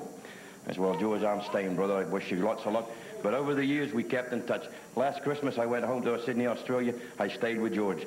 It was really me invited him back. I said, brother, you got to come back to the States. Here he is. Now, how serious he is. I can't This is make so him like good. Rocky. And I can understand why, but let me put it this way to you. if you and Rocky Johnson, forget about George, just say you and Rocky get into a little argument, you slap Rocky or Rocky slaps you, and then he walks over to me the next day and he says, Bill, me and Lance Russell just don't get along, and I don't want you to like Lance. Now, do you see what I'm saying to you? Because I understand George is a boisterous, braggadocious, whatever you want to put it. Bill, the truth is, he's not the easiest guy in the world to like or to get along with. That's what I'm trying to say. I understand that. So it's easy for you to say, well, you know, buddy's my buddy. We grew up together, brother. We've been up and, you know, all around the world. You know, so, but Rocky, I love him like a brother. Now, I have got to choose. So the easiest thing to me would be say, well, I'm going, goodbye, and walk off. That would be the easy way. Just Bill Dundee, butt out, and don't, you know, but it don't work that way. You know, we wrestle for a living, but we have feelings too, just like everything else. There's a heart beats inside of me, you know. Sometimes it may be a little blacker, it may be whatever, but I have feelings, and I have feelings for both their men. One for 10 years and one all my life. So I ain't turning my back on none of them. So it would be the easiest thing to do, just walk away. But if you can honestly look at that TV screen and say, that's what I'd do, I'd walk away, well, then none of them would really be your friend. But I love them both. Rocky Johnson, I love him like a brother. George, for as bad-tempered as he is and his ways, he's an Australian, I'm an Australian, and he doesn't quite... John Cena ripped this off in his Hall of Fame speech where he talked about he couldn't turn his back on Vince. I understand how it is over here, but it's just a personal thing between him and Rocky. So they're going to fight. And yeah, they're going to fight. You know, and I can't stop it. But I can do this. And Eddie Marlin, I know you're standing back there, and all I want you to do, because it's nobody else's business but Rocky's, George, and Bill Dundee's, because I kind of feel like, well, I introduced them to one another, and it was just like oil and water. So the only thing I'm saying to you, Eddie, if they're going to fight, let me referee it. And that way... What? That's right. Just let me be right there. And they beat one another up, and that's fine. But I'm going to have nobody else. Just let me referee it. Lance is like, thank God the guy who smacked me in the face 6 months ago is agreeing to referee this match. Bill, I don't know whether you thought this thing through or not. You're in a bad Hit a blinker. I don't have a vape both of them being in the room friends, with me. but you're saying let you referee the match. If it just walk away when it's over, and it'll be over, somebody will get beat up, and it'll be the end of the thing. Like that's what happens in a fight. Somebody wins and somebody loses. Then they both have the right to come to me and say, Dundee, you turned your back on me. Rocky Johnson has the right to say it, and George Barnes has the right to say it. Now, what kind of friend would it be to either one of them? So all I'm saying is, Eddie, I'm begging you, please, let me referee the match. Okay, Bill. Everybody stole everything from not Bill an Dundee enviable and George position in any event to be in, but to say, let me referee the match, well, okay. I kind of understand what he... You know, it is a hard situation in there because he and Rocky have been, boy, just thick as thieves. And it just is a situation where George Barnes, all of his life. Now, frankly... I don't know how you can love a guy, but as Bill said, he's watched his back and he's been a friend They're not going to say it, though, are they? time. So it's Bill's problem, and he is asked to be the referee. Okay, I think we're ready to go now. If we can get a hold of this bell now. I think some people would say that them not addressing it directly is a bad approach, but I think it's actually in this case instance it's a good approach. Because you can I mean, it's clear to anybody what's going on, but like the like unwillingness to confront it from even the announcers kind of helps the angle, if that makes sense. Like to understand for the audience to understand like Dundee's thinking. Like if Lance Russell won't even isn't even talking about it. Okay, we've been looking forward to this one too, and we've got some. His name is Barnes. But Rocky Johnson calls him George Burns. Time up here on the clock. Tanaka, Paul Diamond, Billy Travis, Mark Starr. Oh boy, Dave. Should be a good match. It goes to the expiration of time. Travis out of Lexington, Kentucky. Mark Starr out of Tampa, Florida. They weigh 455. On the other side, Paul Diamond from Thunder Bay, Ontario, Canada. I hope this doesn't go 15 out of Hawaii. minutes. They weigh 437, and they have downtown Bruno in their corner. Match goes to the expiration of time, and who's going to start? Match. Billy Travis looks like, and Paul Diamond perhaps for his team. Billy said hello. Say hello to my mama in Lexington. Mom. He's got the Brutus Beefcake tights on. Prime time, baby. It's like Mama says it bees that way sometimes. You miss me over here, Lance Russell. I know you miss me. Everybody miss me. 'Cause I'm the best in the West, baby. The best in the East. The best in He the already North. did the and best in the catchphrase, South, Randy. because I am downtown Bruno. And you know what? You're not. Yes, and the only thing I can say to that is amen, thank goodness. Indeed, I agree with that. Thanks, Bruno. That's Nice just guy. what we need. Wake up, baby. We got a good match we want to take a look at in here, so how about letting This us... is a good match because prime time's involved in it. Prime time's involved in it. Mark Starr with that arm barred right up to the shoulder Mark on Starr Paul with the Diamond. arm barred. That's like a Both of them ruby. tall. This is a good pairing, Mark Starr and Diamond. with the arm barred.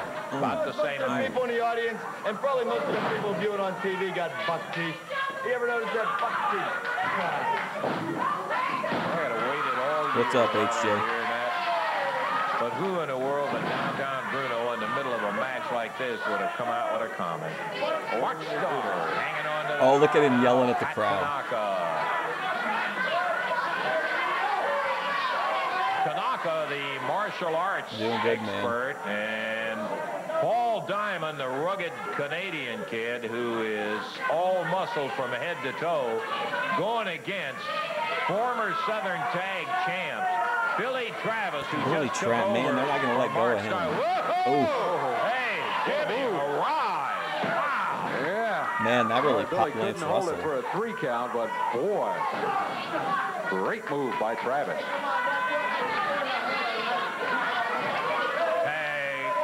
Tanaka searching for the tag, and he finally got Diamond, who got back No, I don't really play any wrestling games to the corner.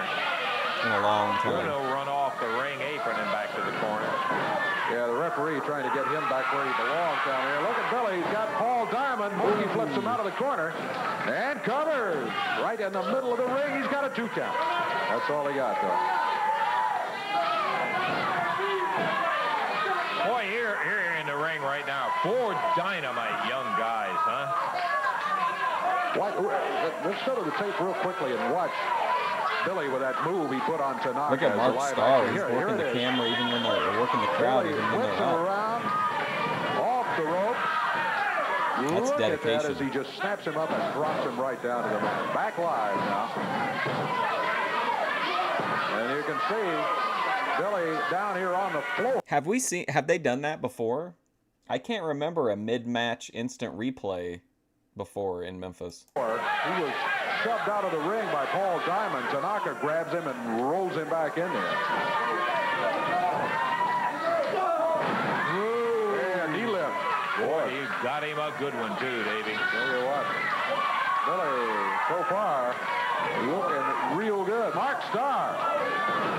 Look at Mark go with that right hand. He's having to battle both of them. Billy sees that they're Oh, it's a both real in there. drought He for the turns. freestyles. And now all 4 of the wrestlers are in there. Referee trying to get it back to 1 against 1. Damn. Drop kick by Mark Starr and a cover on Pat Tanaka. Oh, Diamond off the rope. Tanaka has Starr's shoulders down. He got a 3 count. Wow. First fall is going to go to Tanaka. Oh, Diamond I and forgot Bruno. it's expiration of time.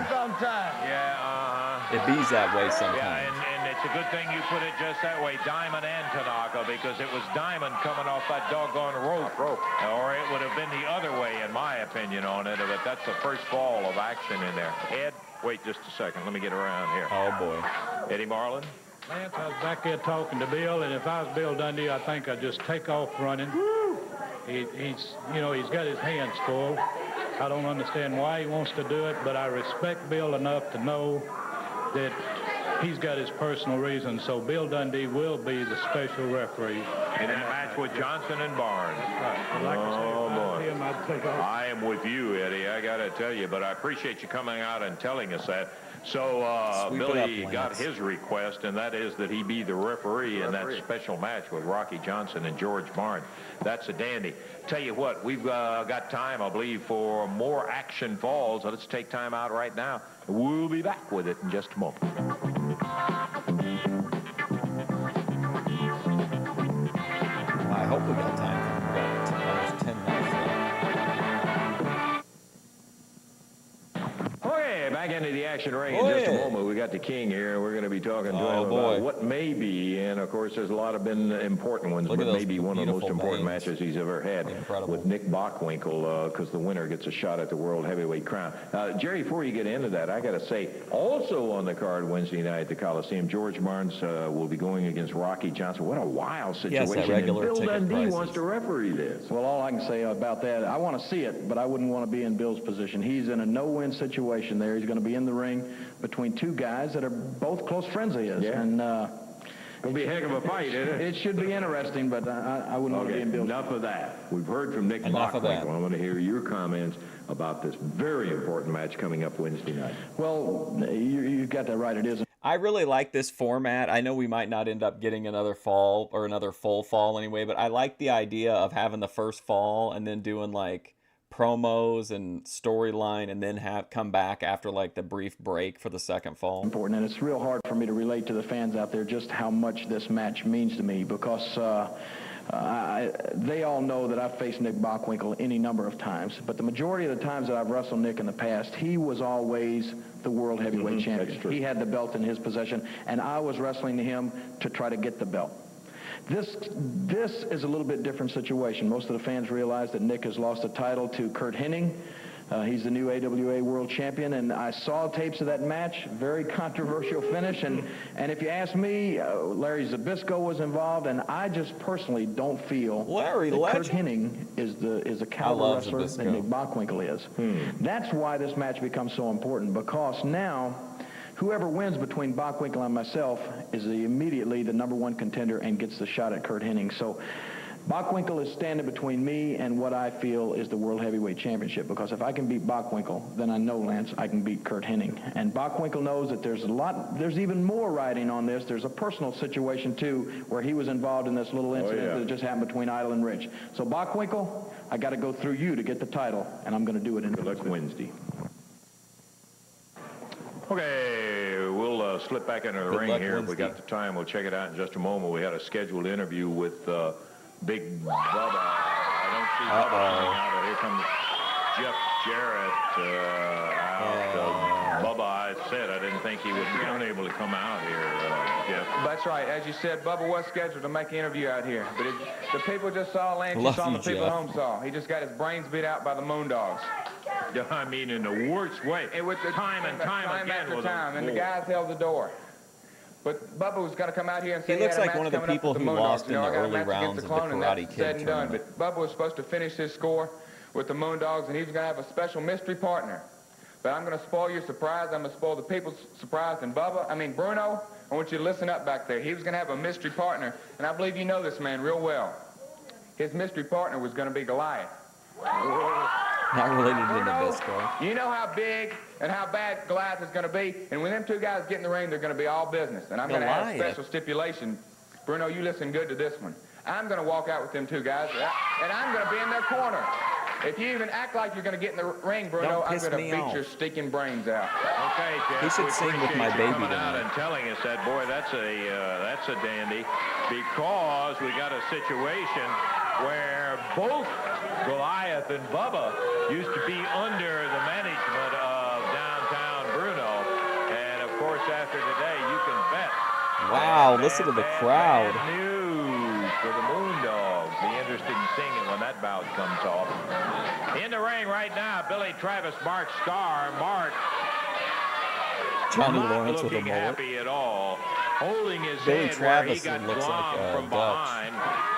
Remember Dutch, the guy with like the real short blonde hair? Mark Starr. Remember I can't remember the guy's first name. His last name came off the ropes and nailed Starr. Chad McQueen. Tanaka covered him. They got the 1, 2, 3, and woo, handful of hair. The referee gets on Pat Tanaka.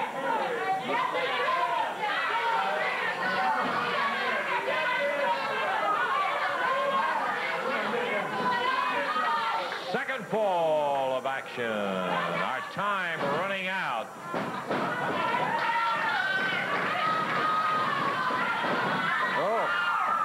Look at Starr. Wow, ATF media.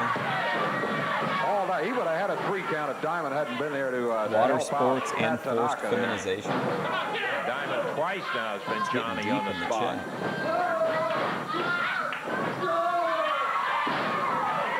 Paul Diamond. Big backdrop. Over and down. He got a 1.5. Heyman just able to kick and get that shoulder up, stop the count long enough. Here's Billy Travis after the tag. He's up on the middle rope, and he drops down with a big arm. Good teamwork, Star and Oh, Travis. wow. Billy Travis really working hard. We've got about 2 minutes of wrestling time left. With a couple of minutes to go, Travis and Star would like to even this son of a gun up. Billy is working for it right now. He had a 2 count on Diamond. He's got a cover and a count of 2, but again, Diamond's able to kick out of it.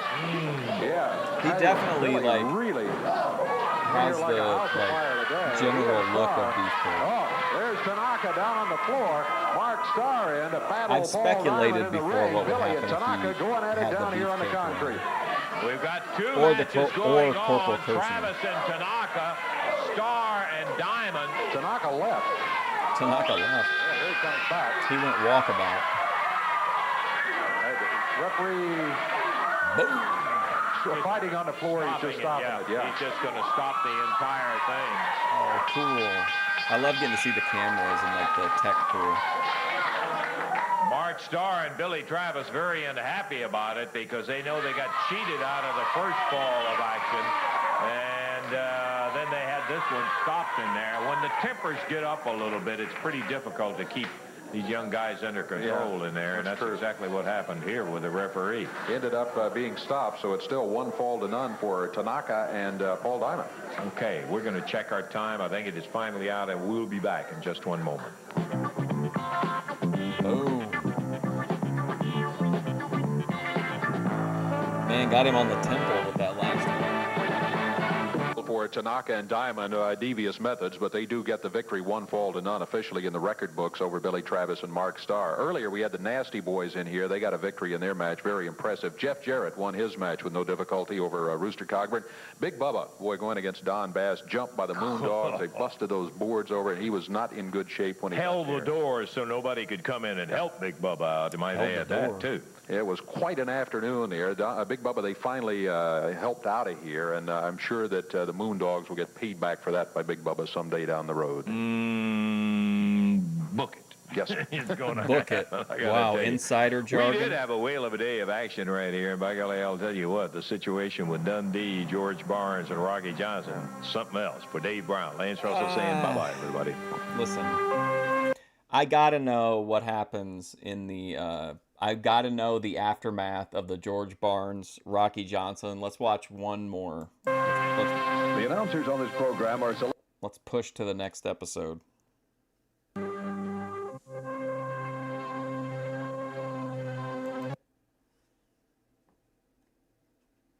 They've always got ideas. Oh my God! I'm sorry. I don't know what's going on with this episode. That's right. So they was the promoters. They named their match if they win the first match they're assigned to.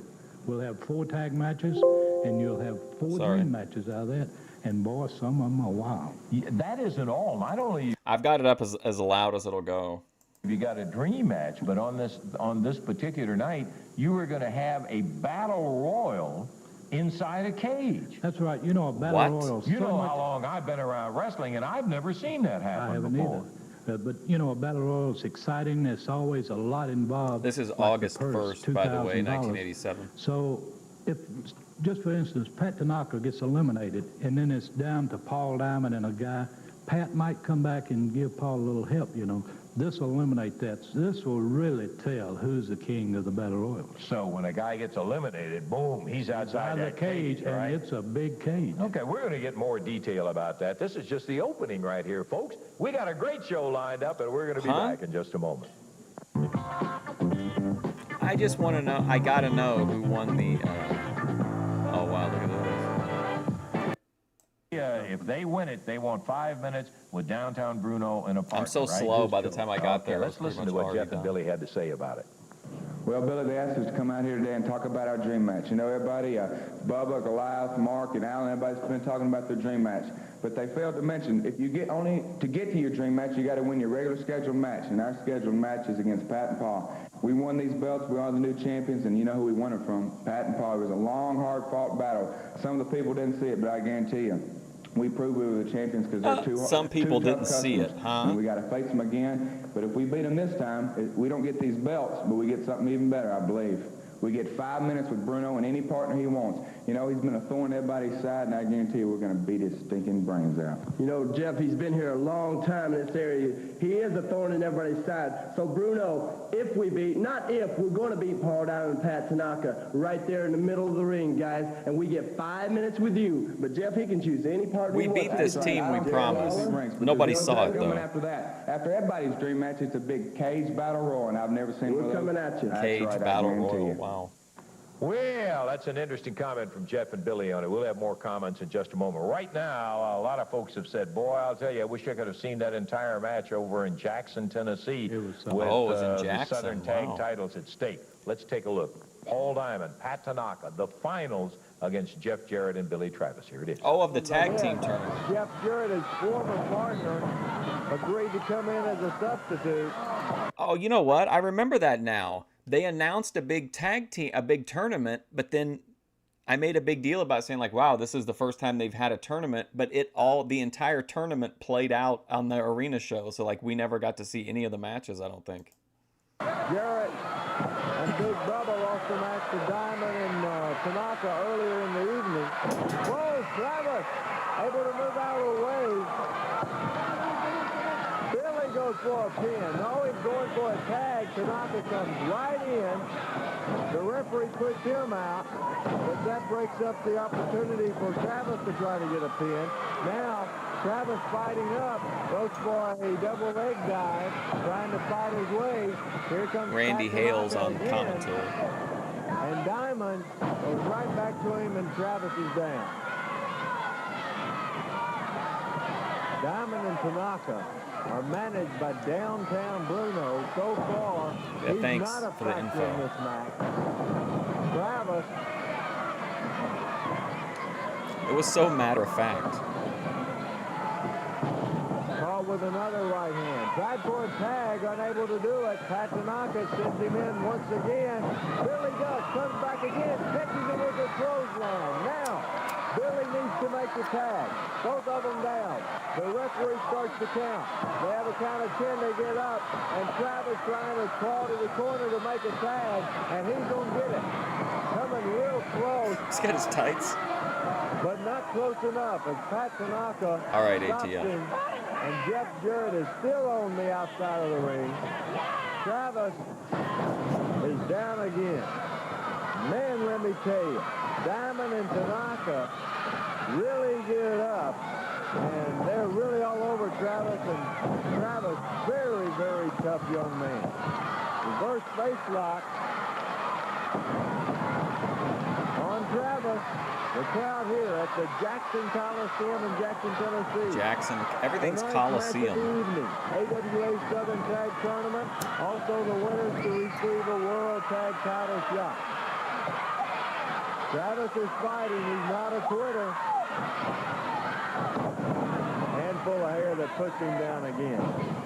We've never seen Diamond and Tanaka this vicious before. They've got their teamwork down. We've always said that their camera work is getting a lot better on these arena shows. Fired up for this attempt at one of the most prestigious wrestling titles in the country. Billy's a hard man to beat because brother able to take a lot of punishment. Travis drives a couple of elbows. Going to make the tag this time he does. Oh, got him. Jeff Jarrett. Here comes Jeff. Jeff puts Diamond down. Goes low energy hot tag. Jarrett, about the 7-minute mark is fresh. Diamond and Tanaka both been in there, and now Jarrett comes in. That's exactly what the Jarrett Travis team needed. Fires Tanaka in.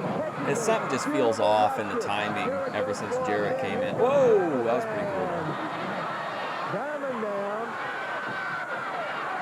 Travis caught him with a big elbow. Jarrett with the right hand. The referee putting him out. And Diamond and Tanaka sends Jeff Jarrett over the top rope. A a bad break there. Travis had come in, and now Jarrett is in a situation where he's in trouble. I thought that was the break they needed, but now Jarrett's down. The referee out of position, putting Diamond back out. This referee is really something. But Jeff barely able to make the kick out. Caught him with a right to the head. A chop. Tanaka and Jarrett. History of bad feelings there. And here comes Paul Diamond. Mocking the crowd there. Jarrett gets back on his feet, only to be put right back down to the mat. Man, Paul Diamond would have been a great 80s action movie guy for like Cannon and some other like B-level movie makers. Man, let me tell you, Jarrett and Travis only able to tag so far once. Diamond Tanaka in and out all the way through the match. That's the key to a tag team match. Now, downtown Bruno choking Jarrett from the outside. Tanaka sends him in. Oh, a reversal by Jarrett. Back again, but DDT. Oh, the DDT. Wow. Tanaka's head moved. And he got it, and he's going for a pin. Count of one, count of two. Kicking out of the DDT, wow. Into the ropes. Tanaka thinks he won it. Thank goodness for Jeff's sake that he was close to the rope. But Tanaka is all over it. Now Jarrett trying to make the tag on Billy Travis. Travis really ready for the tag, cheering his partner on. Diamond in there now. I feel like I didn't even know this match was happening. Big elbow. He gets high in the air. And now he's down on top of him. Count of one, count of two. But Jarrett able to get him down. One, two. Tanaka comes in to break up the pin attempt. What a move by Jarrett. Diamond, though, right back on his feet. Jarrett going to the wrong corner. Way away from the tag. And Diamond sends him into the turnbuckle. It is interesting to see like the longer Memphis matches because the TV shows are usually pretty snappy. Sends Diamond in. Let's see if he can make the tag now. I think Tanaka was holding his... You had to pay the big bucks to get to see this shit live. Diamond gets right back up and tags Tanaka.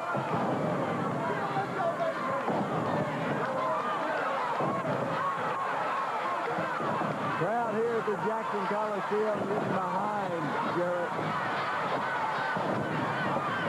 But Jarrett taking a lot of punishment. There's a big kick by Tanaka. Jeff right back on his feet. What a tough young man he is. And here he comes.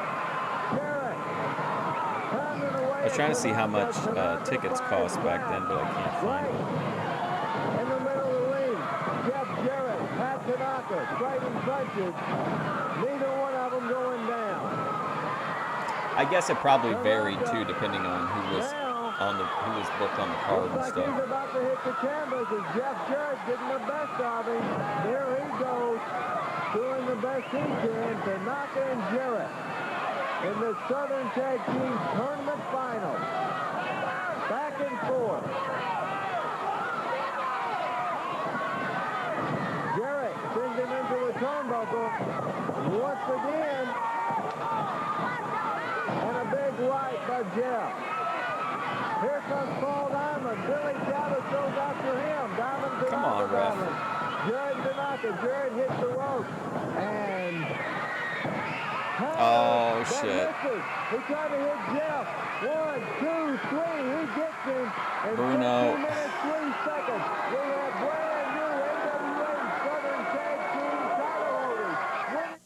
Yeah, well, there it was. That's how Jeff and Billy ended up with the titles, and boy, it made Diamond and Tanaka furious. They've been mouthing about that ever since. What kind of comments did they make about their dream match? What was Well, their dream, I'm sure they're going to fight extra hard because they got a dream match. They get a Southern Tag Team title match, and they asked for the Moondog as a special referee. Oh, they don't want much, do That's they? right. Yeah, let's listen to Diamond and Tanaka.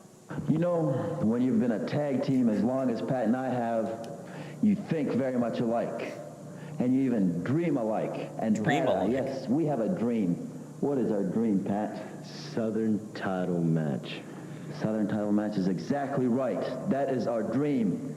Who do we got to have this match with, Pat? Two bleach blonde punks that can't hold a candle to us. Exactly right. Two punks with a yellow stripe running down their back that wouldn't step in the ring with us. Well, boys, that time has come. You got to get in there with the Interesting two of the best. energy from And once we polish you Pat off Tanaka. in that Wow, non-title weird. matchup, Did you then see that? we got a title shot at those Southern Tag Team titles. And we feel after we have polished you off Sorry, in a that was just non-title really matchup, bizarre. I got to see it again.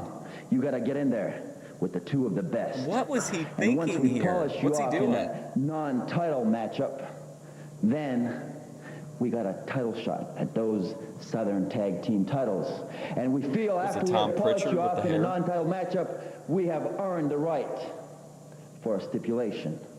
And there's only one thing we want. It's outlandish. We want a fair referee. We know Jerry Calhoun and Frank Morrell are all one-sided and all for the promotion. Jerry Calhoun. Well, this time, we feel we have earned it. One referee, one fair referee. Who might that be, Pat? I guess that would be the Moondog Spot, the What? fairest man ever. Exactly right. And a remember, Moondog boys, is the you're looking at ref? best and the new Southern Tag Team Champions. Oh, it's Dream Match. John Paul.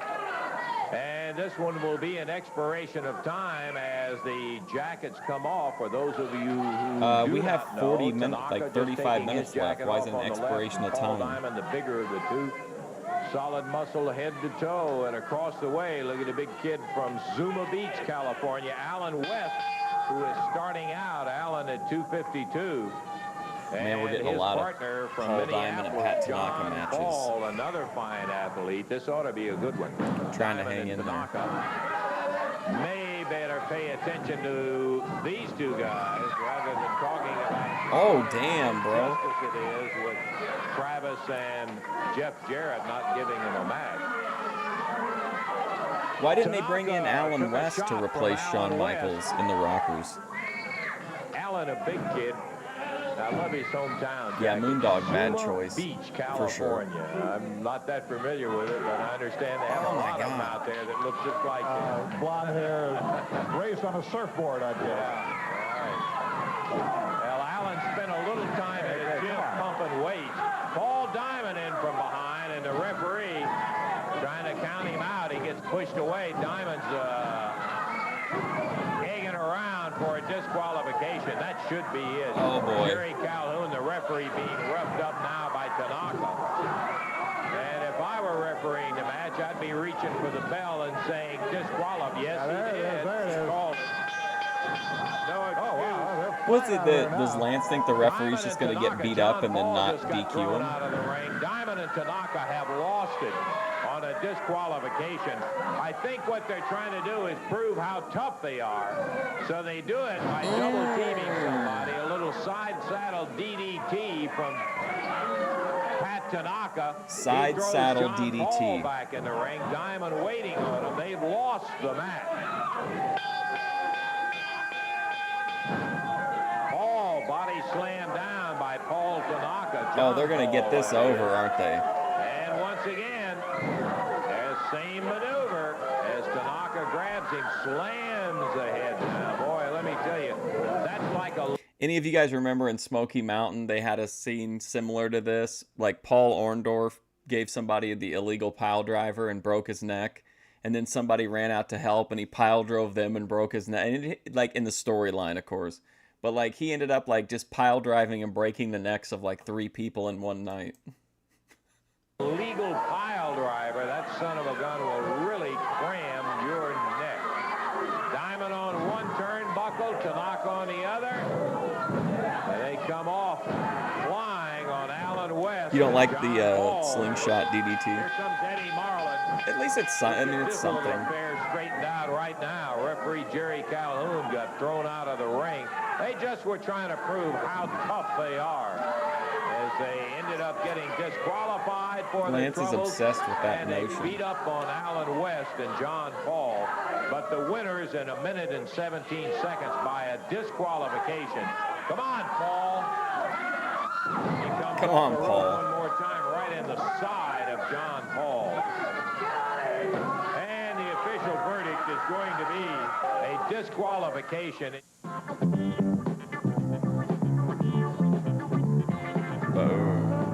Love it.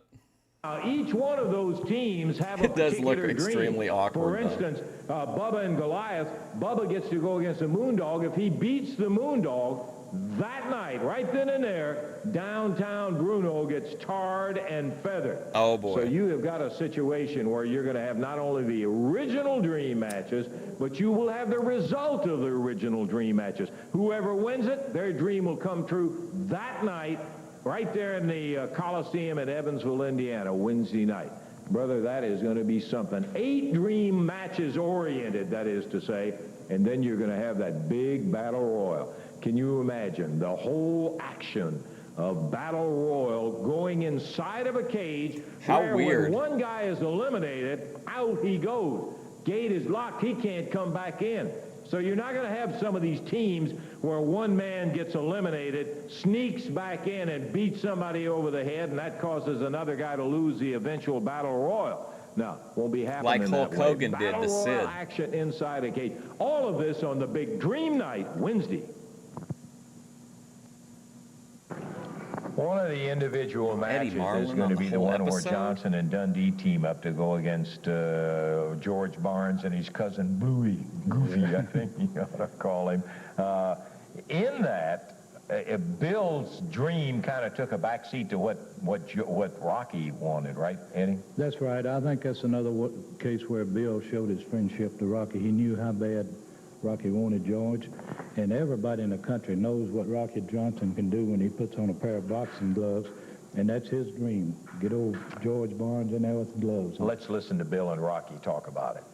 Well, George, I guess blood is thick in water because you brought that goofy Bluey in here. Well, the Rock and I has been up and down the roads a long time, and he's Wow, got look a at this dream, outfit. And it's okay, why me? And we're going to beat you two geeks, and don't make no mistake about that. And when it's over, brother, That's right, Bill. Just hold that mic because everybody has a dream. The greatest man on the face of this earth, which was my idol, Martin Luther King, had a dream, and it came true. Now I got a dream.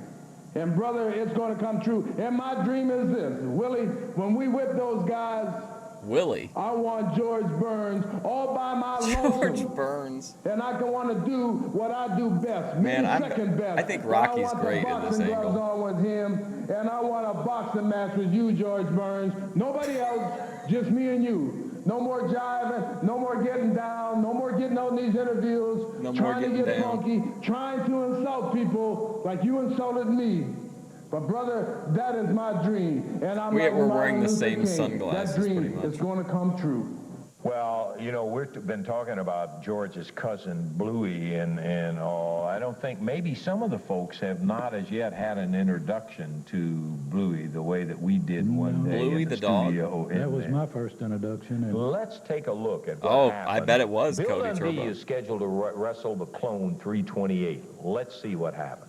All right, Liz, here he comes. Here comes Bluey. In the ring, awaiting him, the Clone and downtown Bruno. And there's Bill over there hugging some of the girls. Oh, that's and just every Bill. wrestler likes That's to do Bill. that. I thought they brought in like And a this ought to be something to see. You know, thing I've watched Dundee like a wrestle for gimmick years. version of it. Everybody he wrestles is bigger than he is, but Dundee doesn't worry about that at all. He makes up for it in technique, speed, and Lance sometimes I think just plain downright desire. Well, you have certainly got that right, Jack, and that's been one of the things about Dundee. I don't always agree. Just with slow everything that handshaking Dundee everyone in the has crowd. I done, love and it. I think everybody knows that. But one thing you can't take away from him, this kid is downright tough. Now, that's all there is to it. And like you say, it's that burning desire to prove that he's just as big as anybody that's walking down the street. What's he gonna do? Made him Commentary the kind over of the Bluey guy that match? He is, and he is to this very day. All right, now, his strategy, he's making the Clone wait in the ring. Now, he's doing this on purpose, isn't he? You bet. Boy, his What's up, opponent Two today Watch? is a big one, and Man, You know, what a lot a of times that has some significance, but with extended Dundee, entrance. I swear to you, he takes a greater delight. The bigger they are, the better he likes it, because when he gets in there and beats them, which he does most of the time, he just feels that much better. Of course, he's got to come up Got him and right here today. Yes, kiss sir. up to Eddie Marlin. Folks that got in a little bit late. Davey is off today. George Barnes out here. George, we'll get to you. Just hang on a minute here, Russell. Let me Hey, Shay. explain one thing to you about superstar Bill Dundee. Superstar Bill Dundee, to me, is just another stinking Yank. He's just turned into an American. To my opinion, and in my opinion, Bill Dundee has lost his Australian citizenship. He is nothing but a Yank. That's all he'll ever be. I'm gonna look up. A shoot see if I can find Honky Tonk Man talking about Bill Dundee. I'm sure there's got to be tons of him telling stories. He is a stinking Yank, and I'm gonna prove to you. I'm gonna prove to you. Match, George. Stop that match. Hey. George. El Dandy body type. Come on, George.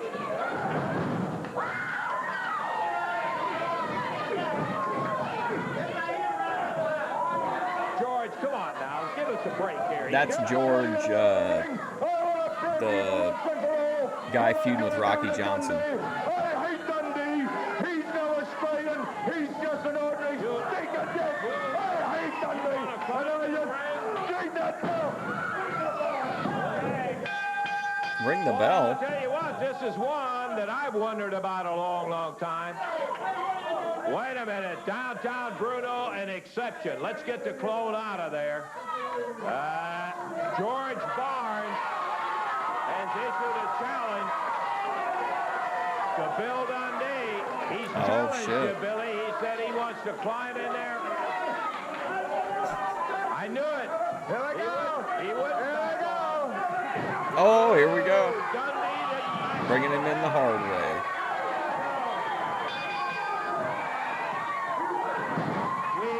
We don't normally do things like that, but I couldn't wait. Hey, what is Bluey. I don't know who this guy is. George Barnes nails Dundee, but of course, he's got somebody. Isn't that Rooster Cogburn? Some guy with some kind of kangaroo jacket. Need some help for Dundee out here, Lance. Bill caught right in the middle of two of them. And Yes. Barnes takes the rope and throws Dundee over the top. Referee Jerry Calhoun trying to get him back away. Barnes with his sidekick tying Dundee into the rope. He has it wrapped around his neck and his wrist. And Barnes, who was so intent on proving how tough he was in relationship to Billy Travis, Jeff Jarrett, The blonde John twins Paul, came out. Alan West. Where's Chick Donovan?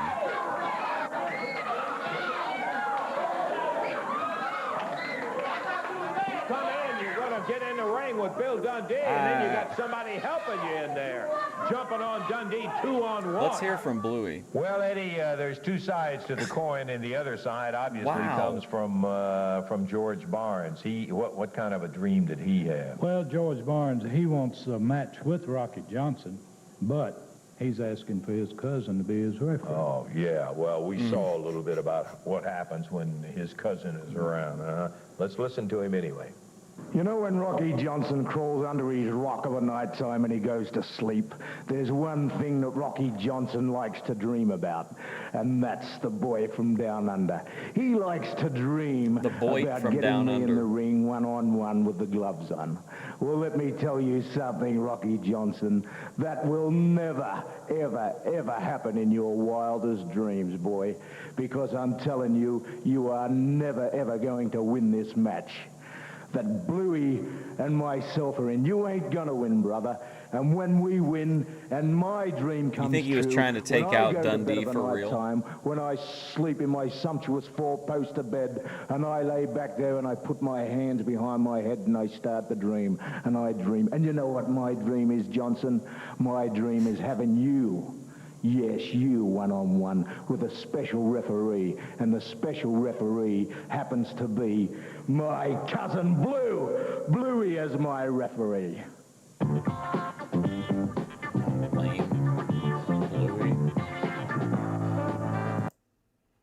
Determine who is going to be the Battle Royal champ. All of that Wednesday night in Evansville.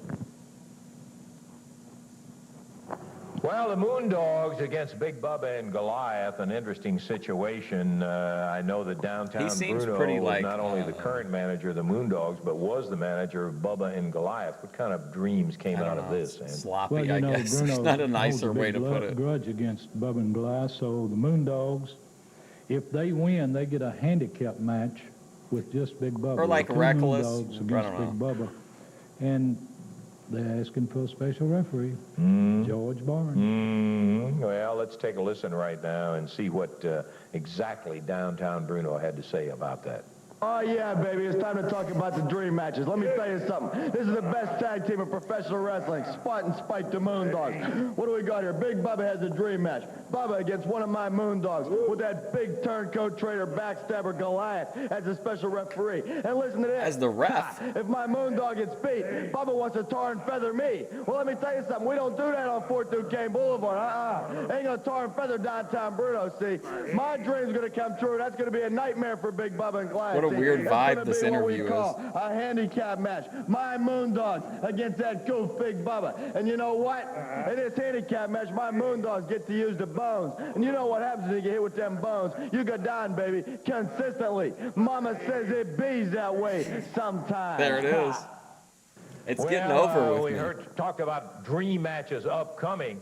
Let's take a look at some action that took place at the Mid-South Coliseum in Memphis, Tennessee, with the Moondogs and Bubba and so on. Here it is. He's just a big roughhouser. Brawler. Spike slammed down. Gee, look how big that guy. Jeez, man.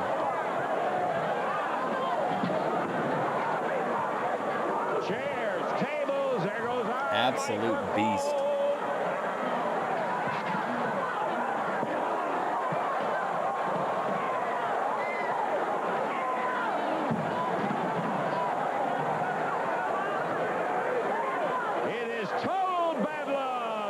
Total bad. What's Jeff Jarrett doing out there? Big Bubba and the mighty Goliath killing each other. Oh, we haven't seen Goliath in a while. Jeff Jarrett holding the table while Spot is slammed into it.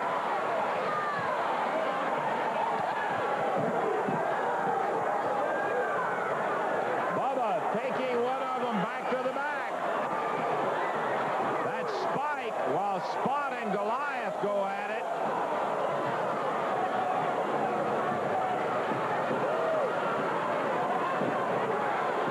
Hard to tell what's going on from this angle. Bubba's out of vision. Goliath with Spot slamming each other on that table. I like that they're trying at least.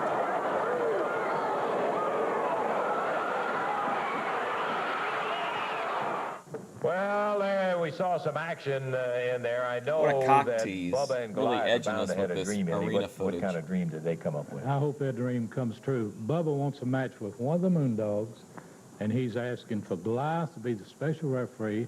And if he wins, everybody will get their dream, because Bruno will be tarred and feathered right in the middle of the ring. Oh, I like that. Let's listen to Bubba and Goliath about it. Well, hi, I'm out here to tell you about my Oh, dream Goliath's match. got a new My dream look. match Is that the this. same guy? I want the Moondog in a match. Yeah, I think it is. With my friend here, Goliath, as a special referee, just to make sure no funny business. That's right. And the thing is, if and when I beat the Moondog, we get the tar I think that's and him. feather Same guy. downtown Bruno, right in the center of the ring. There's nothing that can make me happier in the world, and I know the people out there will be grinning eye to eye when it all happens. bonding. Speaking of male bonding. The Nasty Boys, Jerry Sag and Brian Knobs, have Sag, their say again about with the the dream singular. match. Take a listen. It finally happened. It finally happened for the Nasty Boys. I'm telling you, Mark Starr, Alan West, life isn't such a beach when you go against the Nasty Boys because we got our dream match. I would wrestle the Hunter, and my dream would be I'd want 30 minutes with Bambi. A dream match for us, a nightmare for Eddie Marlin and Randy Hales, the two office pencil pushers. They're keeping us down in the dirt. We just We're like made to of bury material. George, Little do they know. Our dream match George Burns. against Randy Helms and Big Ed is coming up. He used to be a wrestler, didn't he? What, about 50 years ago? The old man. Randy, the other one? He's a tights on, toothpick. And the most work they do is they come 10 o'clock in the morning in the office, push a pencil, Randy Helms tilts his wrist and looks at his Rolex. Who does he think he is to keep us going on against us? I'm telling you, it's dream for us, a nightmare for you, and the blood flies off your body. Wow. Well, you're on somebody's mind. Well, yeah, you know, I wouldn't even consider this, Lance, but you go through the whole card there and you go to all the teams and ask them what their dream is, and you say, okay, you can have your dream, and then you come to that team and say, what's your dream? And then he mentioned that, and you say, no, you can't do that. Well, I'd rather not do it, but I'm going to. It's a situation that you really don't want to be into. You know, Randy Hales, he's a fine young man. He does a terrific job. He is that. And he'll do anything you ask him to do. But And like the viewers would assume that I was going to use the 30 minutes to hook up with her, but really it would be like a comedy segment where we went out to dinner, but there was a series of misunderstandings with the food and the wait staff, and you know, things just kind of spiraled into like a food fight. But he's no wrestler. And Eddie Marlin, he's a fine Pushing old 60, man that's that all right. used to be a wrestler, but he hadn't got any business in the ring. Hey, well, she can get I it. don't want to see it happen, and I hope it doesn't. I don't either. That's one night that I'll be pulling for Mark Starr and Alan West, and if it's any way Wow, the possible, I'll commissioner flip 'em of up there the for money. entire organization is now just openly saying, I hope Mark Starr wins the match. For real? Like, come on. At least put on like the appearance that you're unbiased, Eddie. But the match God. will take place if the Nasty Boys get this guy win. fired or The result what? will happen in the event that the Nasty Boys come through with it, you betcha. Nasty Boys had a little match with Alan West and George Barnes. Let's take a look at that action. The Nasty Boys break the eye. Nasty Boys against George They Burns. make a tag. Here comes Big Brian Knobs. Allen goes into a side headlock. Shoulder smash. Puts the Nasty Boys down. Into the ropes again. Another shoulder smash. Same thing. And a knee to the back. Alan West is in trouble now. The illegal double teaming and interference from the Illegal outside double teaming. by the Nasty Boys. It gives the Nasty Boys the It's first not opportunity illegal so unless far you're in in this there match past to take 5. control. What is wrong with Randy Hales? Into the rope and a knee that puts Allen down. We're at the 5-minute mark. With 5 minutes remaining. 10-minute time limit. Needs a tag with George Barnes, and he's sent into the ropes. And once again, the Nasty Boys doing Eddie some Marlin is such damage. a Here shill comes for the George good Barnes guys. in. George is really trying to fire Alan West up. Over in the corner, the Nasty Boy doing some double teaming. EFD, yes. EFD is like the Randy Hales of my reboot of Heroes of Wrestling. Doing everything he can to make the tag.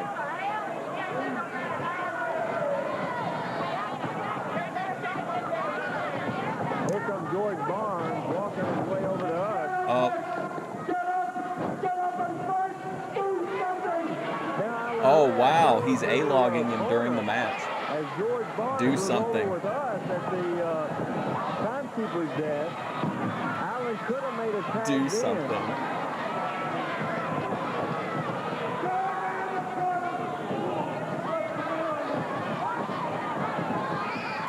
You just got scammed by Amazon? I saw that on you. I saw the video about it. Barnes over again to the How you holding up, buddy? And the second time, Alan West could have made a tag, but George Barnes. Man, I could eat like a 20-piece chicken nugget right now, Vinny. Into the corner. 20-piece chicken nugget, large fries, and 2 motherfucking peppers on the George side. Barnes is yelling at Alan West. He comes in and he makes the save. Should have been a 3 count there. Alan is in desperate trouble here, and he really needs to make the tag with George Barnes. Barnes hadn't been any help when Alan was able to make a tag. Barnes was over with us.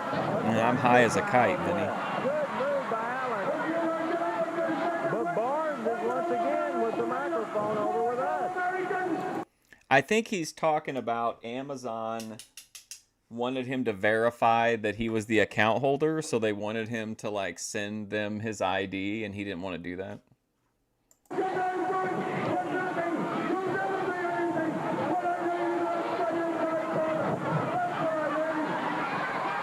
Barnes insulting everybody there. Telling West to fight up and do something. So far, Allen's been with the match by himself. And that butt kick. It's been Allen going all the way, and now he's going to be able, it looks like, to make a tag over to Barnes. Boom. Barnes nails him from Oh, he's had enough. What in the world is he doing? Okay. So George Barnes is pissed off at Rocky Johnson because he thinks Rocky Johnson went walkabout during their match, and now he's just bailing out on this guy? Come on. Barnes nailed him, and Alan West was 10, 1, 2, 3, and George Barnes leaves and goes back to the dressing room. I don't know what his problem is. There you see. But whatever it is, George Hold on a Barnes second. has... You were really upset. Your dad told you it was a man in the middle attack. What's a man in the middle attack? A big problem. The nasty man in the middle attack. Thanks to George Barnes. Well, you said you were going to be pulling for Mark Starr and Alan West. They had some comments. Remember that song, to make Vinny, about Man in the that, Mirror? What their dream was, Eddie. Yeah, their dream is about as sensible as any that's on the card. They're 2 fine young athletes, and regardless who has the Southern Tag Team titles, at that time, they won a Southern Tag Team title match. So that match will also take place on the card that night. What an interesting situation. Let's listen to him. Me and Mark Starr are here to tell you about our dream match. Oh, boy. If we beat the Nasty Boys, we are guaranteed a shot at the AWA Southern Tag Team title. That night. And baby, that's what we want, and we're gonna get it. So look out, Nasty Boys. Nah.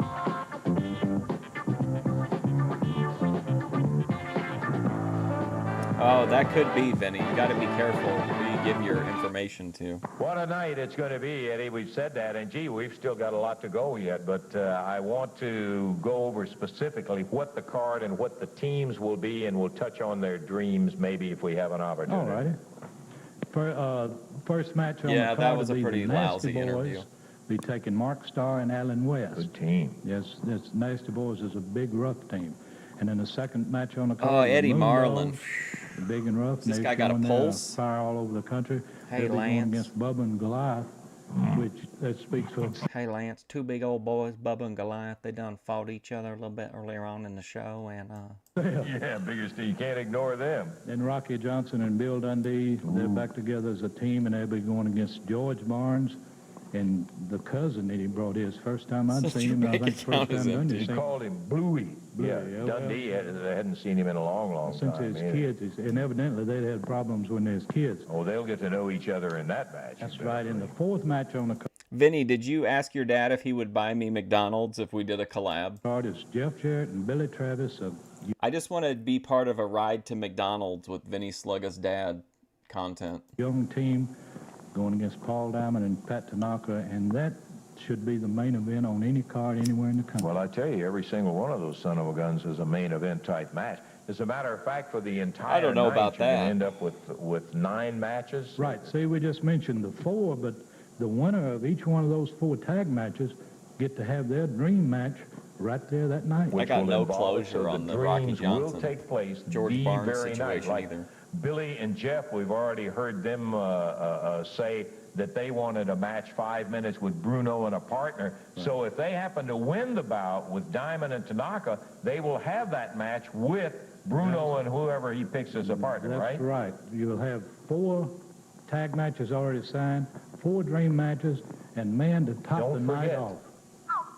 Oh, you want me to do a live? You want me to do a live react to your videos? We can look at your Amazon scam saga. Battle Royal inside a cage. Boy, I got to tell you, all of that coming up on one individual night of championship wrestling. You have done yourself proud, promoter Eddie Marlin. Woo! Boy, that is quite a night. Dream matches and battle Eddie royals Marlin, inside worst a cage and all, but that's ever. not the only exciting Wow. thing coming to the area. No, Super Tour sir. 87. Some wild action headed our way. Oh, some great wrestlers. Let's look at this. Championship Wrestling Super Tour 87 is coming soon to these cities. The heavyweight champion of the world, from Round